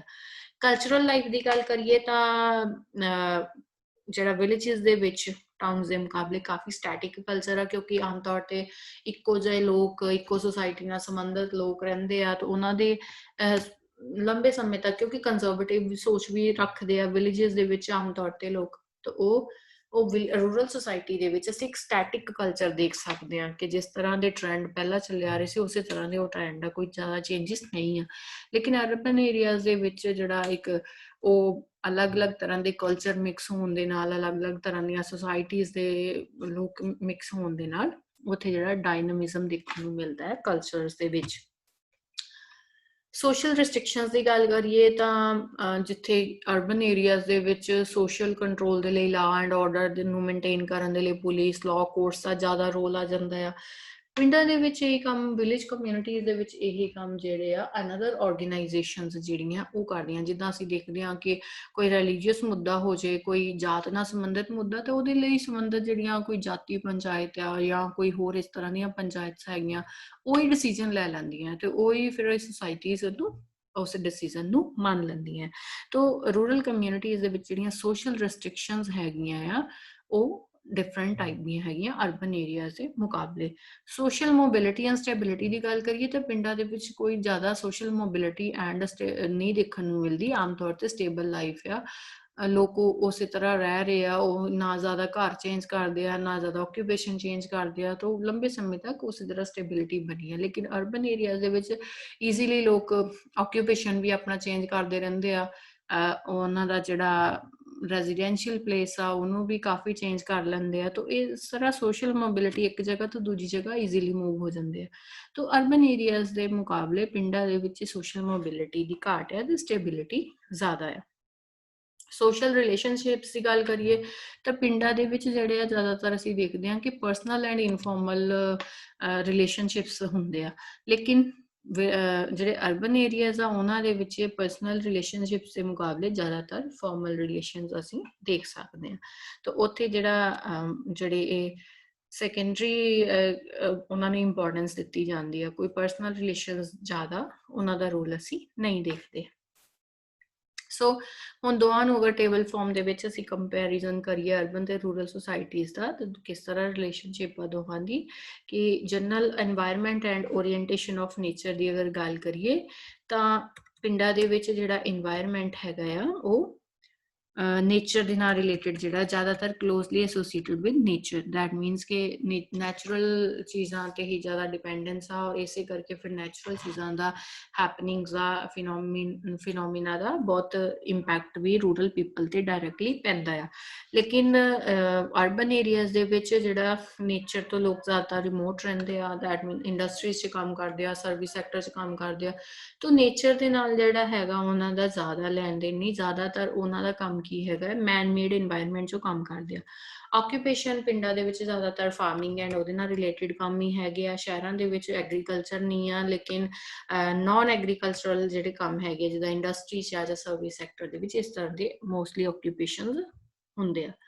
ਵਰਕਿੰਗ ਕੰਡੀਸ਼ਨ ਦੀ ਗੱਲ ਕਰੀਏ ਤਾਂ ਐਗਰੀਕਲਚਰ 'ਚ ਓਪਨ ਏਅਰ ਦੇ ਵਿੱਚ ਕੰਮ ਹੈਗਾ ਆ, ਲੇਕਿਨ ਅਰਬਨ ਏਰੀਆ ਦੇ ਫੈਕਟਰੀਜ਼ ਦੇ ਵਿੱਚ ਕੰਮ ਕਰਦੇ ਲੋਕ, ਆਫਿਸਿਸ ਦੇ ਵਿੱਚ ਕੰਮ ਕਰਦੇ ਆ, ਤਾਂ ਉਹ ਜਿਹੜਾ ਹੈਗਾ ਇੱਕ ਕਲੋਜ਼ਡ এনवायरमेंट ਦੇ ਵਿੱਚ ਕੰਮ ਕਰਦੇ ਆ। ਆਈਸੋਲੇਸ਼ਨ ਨੇਚਰ ਨਾਲੋਂ ਜ਼ਿਆਦਾ ਆ, ਫਰੈਸ਼ ਏਅਰ ਦੀ ਉਹਨਾਂ ਨੂੰ ਘਾਟ ਰਹਿੰਦੀ ਆ, ਆਰਟੀਫਿਸ਼ੀਅਲ এনवायरमेंट ਦੇ ਵਿੱਚ ਕੰਮ ਕਰਦੇ ਆ।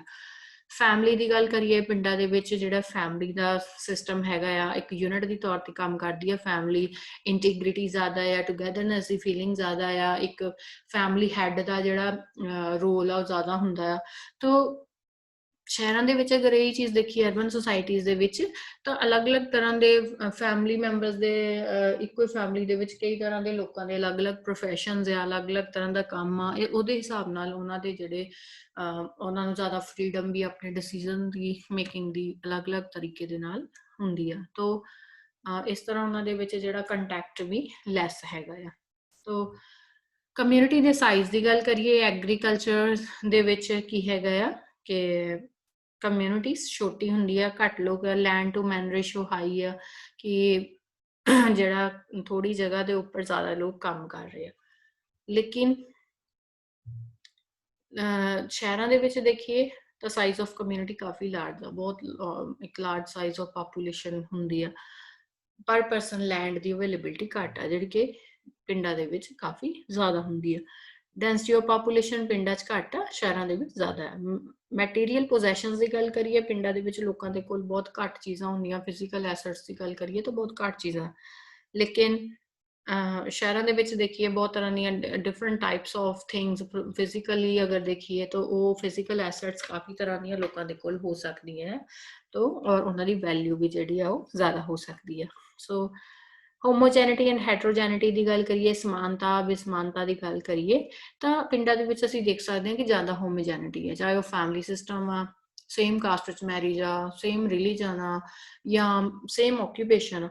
ਇਹ ਚੀਜ਼ਾਂ ਅਗਰ ਅਸੀਂ ਅਰਬਨ ਸੁਸਾਇਟੀਜ਼ ਦੇ ਵਿੱਚ ਦੇਖੀਏ ਤਾਂ ਹੈਟਰੋਜੈਨਿਟੀ ਜ਼ਿਆਦਾ ਹੈ, ਹੈਟਰੋਜੀਨੀਅਸ ਆ, ਅਲੱਗ-ਅਲੱਗ ਕਾਸਟ ਦੇ ਵਿੱਚ ਮੈਰਿਜਸ, ਅਲੱਗ-ਅਲੱਗ ਰਿਲੀਜਨਸ ਦਾ ਮਿਕਸ, ਜਾਂ ਆਕਿਊਪੇਸ਼ਨ ਡਿਫਰੈਂਟ ਹੈਗੇ ਆ, ਲੈਂਗੁਏਜਸ ਡਿਫਰੈਂਟ ਹੈਗੀਆਂ, ਕਲਚਰਸ ਡਿਫਰੈਂਟ ਹੈਗੇ, ਤਾਂ ਹਰ ਤਰ੍ਹਾਂ ਦੇ ਨਾਲ ਅਸੀਂ ਹੈਟਰੋਜੈਨਿਟੀ ਦੇਖ ਸਕਦੇ ਹਾਂ ਅਰਬਨ ਏਰੀਆਜ਼।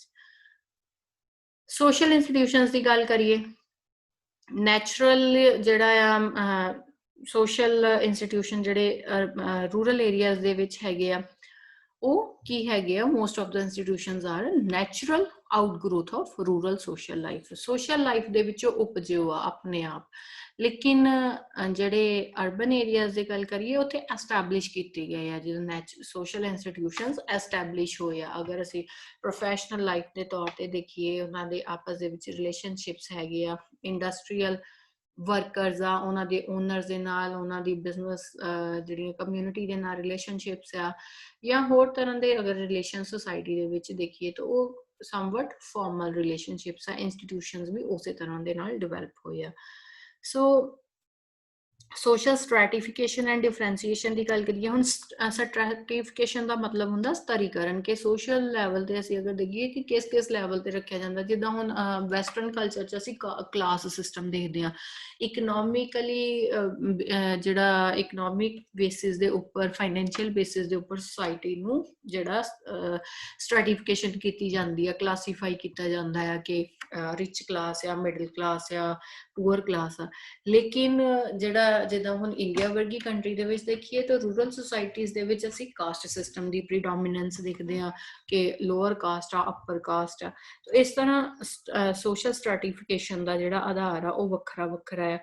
ਤਾਂ ਇਸ ਤਰ੍ਹਾਂ ਜੇ ਹੁਣ ਅਰਬਨ ਏਰੀਆਜ਼ ਦੀ ਐਗਜ਼ਾਮਪਲ ਲਈਏ ਤਾਂ ਅਰਬਨ ਏਰੀਆ ਦੇ ਵਿੱਚ ਸਟ੍ਰੈਟੀਫਿਕੇਸ਼ਨ ਦਾ ਆਧਾਰ ਕੀ ਹੋਏਗਾ, gap between higher and lower classes income, ਉਹਨਾਂ ਦੇ ਵਿੱਚ ਡਿਫਰੈਂਸ ਆ, ਇੱਕ ਪਾਸੇ ਰਿਚ ਕਲਾਸ ਹੈ, ਇੱਕ ਪਾਸੇ ਪੂਅਰ ਕਲਾਸ ਹੈ, ਇੱਕ ਪਾਸੇ ਲਿਟਰੇਟ ਕਲਾਸ ਹੈ, ਇਲਿਟਰੇਟ ਕਲਾਸ ਹੈ। ਇਸ ਤਰ੍ਹਾਂ ਦਾ ਡਿਫਰੈਂਸੀਏਸ਼ਨ ਹੋਏਗੀ, ਸਟ੍ਰੈਟੀਫਿਕੇਸ਼ਨ ਉਸ ਬੇਸਿਸ ਤੇ ਹੋਏਗੀ।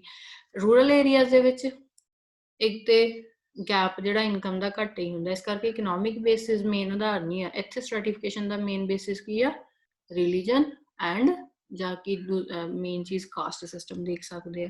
ਤੇ ਇਸ ਕਰਕੇ ਡਿਗਰੀ ਆਫ ਡਿਫਰੈਂਸੀਏਸ਼ਨ ਘੱਟ ਆ ਅਰਬਨ ਏਰੀਆਜ਼ ਦੇ ਮੁਕਾਬਲੇ, ਕਿਉਂਕਿ ਅਰਬਨ ਏਰੀਆਜ਼ ਦੇ ਵਿੱਚ ਡਿਫਰੈਂਸੀਏਸ਼ਨ ਦੇ ਆਧਾਰ ਬਹੁਤ ਸਾਰੇ ਆ, ਆਕਿਊਪੇਸ਼ਨ ਆ, ਐਜੂਕੇਸ਼ਨ ਲੈਵਲ ਆ, ਫਿਰ ਫਾਈਨੈਂਸ਼ੀਅਲ ਲੈਵਲ ਆ, ਤਾਂ ਅਲੱਗ-ਅਲੱਗ ਬੇਸਿਸ ਦੇ ਉੱਪਰ ਉੱਥੇ ਡਿਫਰੈਂਸੀਏਸ਼ਨ ਜਿਹੜੀ ਹੈ ਸੋਸਾਇਟੀ ਦੇ ਵਿੱਚ ਅਸੀਂ ਦੇਖ ਸਕਦੇ। ਹਾਇਰਾਰਕੀ ਦੀ ਗੱਲ ਕਰੀਏ ਤਾਂ ਇਹਦੇ ਵਿੱਚ ਸਾਡੇ ਕੋਲ ਲੋਅਰ ਕਲਾਸ ਆ ਜਾਂ upper class, lower middle and upper class ਆ। ਹੁਣ ਅਗਰ ਅਰਬਨ ਏਰੀਆ 'ਚ ਗੱਲ ਕਰੀਏ, ਰਿਚ ਕਲਾਸ ਆ, ਅਪਰ ਕਲਾਸ ਆ, ਅਪਰ ਮਿਡਲ ਕਲਾਸ ਆ, ਅਪਰ ਲੋਅਰ ਕਲਾਸ ਆ, ਮਿਡਲ ਅਪਰ, ਇੱਦਾਂ ਦੀਆਂ ਬਹੁਤ ਸਾਰੀਆਂ ਕੈਟੇਗਰੀਜ਼ ਆ। ਤਾਂ ਕੈਟੇਗਰੀ ਦੇ ਵਿਦਨ ਕਈ ਕੈਟੇਗਰੀਜ਼ ਆ। ਸੋ ਪਿੰਡਾਂ ਦੇ ਵਿੱਚ ਬੇਸਿਕਲੀ ਜਾਂ ਤਾਂ ਲੋਅਰ ਆ, ਮਿਡਲ ਆ ਔਰ ਅਪਰ ਕਲਾਸ ਆ, ਤਾਂ ਇੱਥੇ ਲੈਸ ਨੰਬਰ ਆਫ ਹਾਇਰਾਰਕੀ ਹੈ। ਸੋਸ਼ਲ ਕੰਟੈਕਟਸ ਐਂਡ ਟਾਈਪਸ ਦੀ ਗੱਲ ਕਰੀਏ ਤਾਂ ਜਿਹੜਾ ਪਿੰਡਾਂ ਦੇ ਵਿੱਚ ਪ੍ਰਾਇਮਰੀ ਕੰਟੈਕਟਸ ਆ ਮੋਰ ਪ੍ਰੀਡੋਮੀਨੈਂਟ, ਪਰਸਨਲ ਰਿਲੇਸ਼ਨਸ ਹੁੰਦੇ ਆ, ਡਿਊਰੇਬਲ ਰਿਲੇਸ਼ਨਸ ਹੁੰਦੇ ਆ, ਲੌਂਗ ਲਾਸਟਿੰਗ ਰਿਲੇਸ਼ਨਸ਼ਿਪਸ ਹੈਗੇ ਆ, ਇੰਟਰੈਕਸ਼ਨ ਜ਼ਿਆਦਾ ਹੈ ਲੋਕਾਂ ਦੀ ਆਪਸ ਦੇ ਵਿੱਚ। ਲੇਕਿਨ ਸ਼ਹਿਰਾਂ ਦੇ ਵਿੱਚ ਦੇਖੀਏ ਨੰਬਰ ਜ਼ਿਆਦਾ ਹੈ, ਲਾਰਜ ਨੰਬਰ ਦੇ ਵਿੱਚ ਲੋਕਾਂ ਦੇ ਜਿਹੜਾ ਦੂਸਰੇ ਸੋਸ਼ਲ ਗਰੁੱਪਸ ਦੇ ਨਾਲ ਜਾਂ ਲੋਕ ਪਰਸਨਸ ਦੇ ਨਾਲ ਰਿਲੇਸ਼ਨਸ਼ਿਪਸ ਆ, ਲੇਕਿਨ ਇੰਟਰੈਕਸ਼ਨ ਜਿਹੜੀ ਉਹਨਾਂ ਦੀ ਨੇਚਰ ਆਫ ਰਿਲੇਸ਼ਨਸ਼ਿਪ ਹੈਗਾ ਆ ਉਹ ਪਰਸਨਲ ਨਹੀਂ ਆ, ਇਮਪਰਸਨਲ ਆ, ਕੈਜੂਅਲ रिलेशन है ते शॉर्ट लिव्ड रिलेशंस है, दैट मीन्स कि इंटरेस्ट और नीड दे बेसिस दे ऊपर ज़्यादातर रिलेशंस है। सो इस तरह ਅਸੀਂ देख सकते हैं कि बहुत सारे differences urban and rural societies ਦੇ ਵਿੱਚ ਹੋ ਸਕਦੇ ਆ। ਦੈਨ ਸੋਸ਼ਲ ਮੋਬਿਲਿਟੀ ਦੀ ਗੱਲ ਕਰੀਏ, ਪਹਿਲੇ ਵੀ ਅਸੀਂ ਗੱਲ ਕੀਤੀ ਆ ਆਕੂਪੇਸ਼ਨ ਦੇ ਬੇਸਿਸ ਤੇ ਜਾਂ ਹੋਰ ਆਧਾਰਾਂ ਦੇ ਉੱਪਰ ਜਿਹੜੀ ਅਰਬਨ ਏਰੀਆਜ਼ ਦੇ ਵਿੱਚ ਸੋਸ਼ਲ ਮੋਬਿਲਿਟੀ ਜ਼ਿਆਦਾ ਆ, ਲੋਕੀ ਇੱਕ ਥਾਂ ਤੋਂ ਦੂਜੀ ਥਾਂ ਤੇ ਸ਼ਿਫਟ ਹੋ ਜਾਂਦੇ ਆ, ਆਕੂਪੇਸ਼ਨ ਚੇਂਜ ਕਰਦੇ ਆ, ਤੋ ਲੇਕਿਨ ਵਿਲੇजेस ਦੇ ਵਿੱਚ ਇਸ ਚੀਜ਼ ਦੀ ਘਾਟ ਆ। ਸੋਸ਼ਲ ਕੰਟਰੋਲ ਦੀ ਗੱਲ ਕਰੀਏ, ਇਨਫਾਰਮਲ ਕੰਟਰੋਲ ਹੈਗਾ ਆ, फैमिलीज़ का कंट्रोल आ, पंचायत का कंट्रोल आ, तो लेकिन जिहड़ा अर्बन एरियाज़ दे विच कंट्रोल आ लीगल कंट्रोल है, लॉ पुलिस कोर्ट्स इन्हां दा रोल ज़्यादा है। सोशल चेंज की गल करिए तो पिंडां दे विच जल्दी चेंज नहीं आता। सोशल लाइफ दे विच आम तौर पर स्टैटिक लाइफ आ, वही सालां दी साल रिचुअल्स कस्टम्स चले आ रहे हैं। अर्बन सोशल लाइफ दे विच डायनामिज्म आ, काफ़ी तेजी दे नाल चेंज होंदा, कल्चरस दे विच उन्हां दे प्रैक्टिसिस दे विच, तो डिफरेंट जिहड़े असीं चेंजिस हैगे वो तेजी दे नाल आउंदे देख सकते हैं। सोशल यूनिटी की गल करिए, विलेजेस दे विच ज़्यादा आ और अर्बन एरियाज दे विच कंपैरेटिवली घट हैगी है। सोशल स्टैंडर्ड ऑफ लिविंग की गल करिए, पिंडां दे विच क्योंकि इनकम भी घट है तो स्टैंडर्ड ऑफ लिविंग भी इस करके लो रहिंदा है। अर्बन एरियाज दे विच ऑक्यूपेशनल वैरायटी है, उहदे करके लोकां दी इनकम भी हाई है, तो ज़्यादा इनकम रहिंदी है, जिहदे करके स्टैंडर्ड ऑफ लिविंग भी हाई रहिंदा। एजुकेशनल फैसिलिटीज़ पिंडां दे विच बहुत घट है, अर्बन एरियाज दे विच काफ़ी ज़्यादा है। इकोनॉमी की गल करिए तो पिंडां दे विच क्योंकि एग्रीकल्चर ते ही ज़्यादा निर्भरता है, ज़्यादा डिपेंडेंस होते ते होने करके सबसिस्टेंस लैवल आ, घट इनकम जनरेट होंगी, नेचर बेस्ड आ, कदे फसल होगी कदे नहीं हुई, तो इस करके अनसर्टेनिटी ज़्यादा होने करके सबसिस्टेंस लैवल आ, बहुत ज़्यादा प्रोडक्शन नहीं होंगी, मास प्रोडक्शन नहीं होंगी। तो असी गल करिए अर्बन अगर सोसाइटी की, तो कैश की वैल्यू ज़्यादा है, लोग ज़्यादा अर्न करते हैं, कैश फॉर्म के ज़्यादा इनकम अर्न करते हैं। कम्यूनीकेशन की गल करिए तो जिहड़ा मोड ऑफ कम्यूनीकेशन हैगे आ, ट्रांसपोर्टेशन फैसिलिटीज़ घट आ, रोड्स घट आ, अजकल देखिए इंटरनेट अवेलेबिलिटी, टैलीफोन्स, टैलीकम्यूनीकेशन अर्बन एरियाज के मुकाबले काफ़ी घट आ, पिंडां के मुकाबले शहरों के विच फैसिलिटीज़ बैटर हैगियां।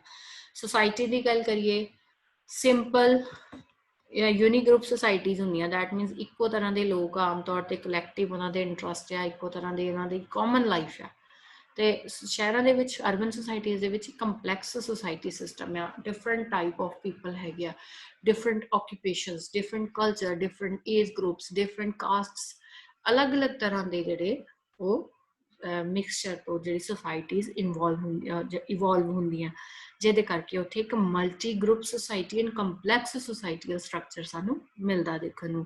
कल्चर के बेसिस ते डिफरेंस देखिए rural society and urban society का, तो कल्चर नूं बड़ा सैक्रेड मन्निया जांदा रूरल एरियाज दे विच, रूरल सोसाइटी दे विच, ते बड़े लोगों के किते ना किते जिहड़ा इन्हां चीज़ां नूं लैके रिजिडिटी भी आ, कट्टरता भी आ, लेकिन अर्बन एरियाज दे विच किते ना किते लोकी जिहड़े इन्हां चीज़ां नूं लैके सैकुलरिज्म नूं ज़्यादा फॉलो करदे आ कि equal respect for all religions equal, और कि इस चीज़ नूं लैके लिबर्टी ज़्यादा आ कि कोई पर्सन ने किस तरह के सिस्टम को अडॉप्ट करना, उहदे लई ज़्यादा लिबर्टी हैगी आ। सो पिंडां दे विच असीं किते ना किते थोड़ा एक सैक्रेड कल्चरल सिस्टम देख सकते हैं, और जिहड़ा अर्बन एरियाज दे विच आ वो कंपैरेटिवली लोकी जिहड़े आ वो लिबरल थिंकिंग इस मामले दे विच सैकुलर थिंकिंग जिहड़ी आ उहनूं अपनाउंदे आ।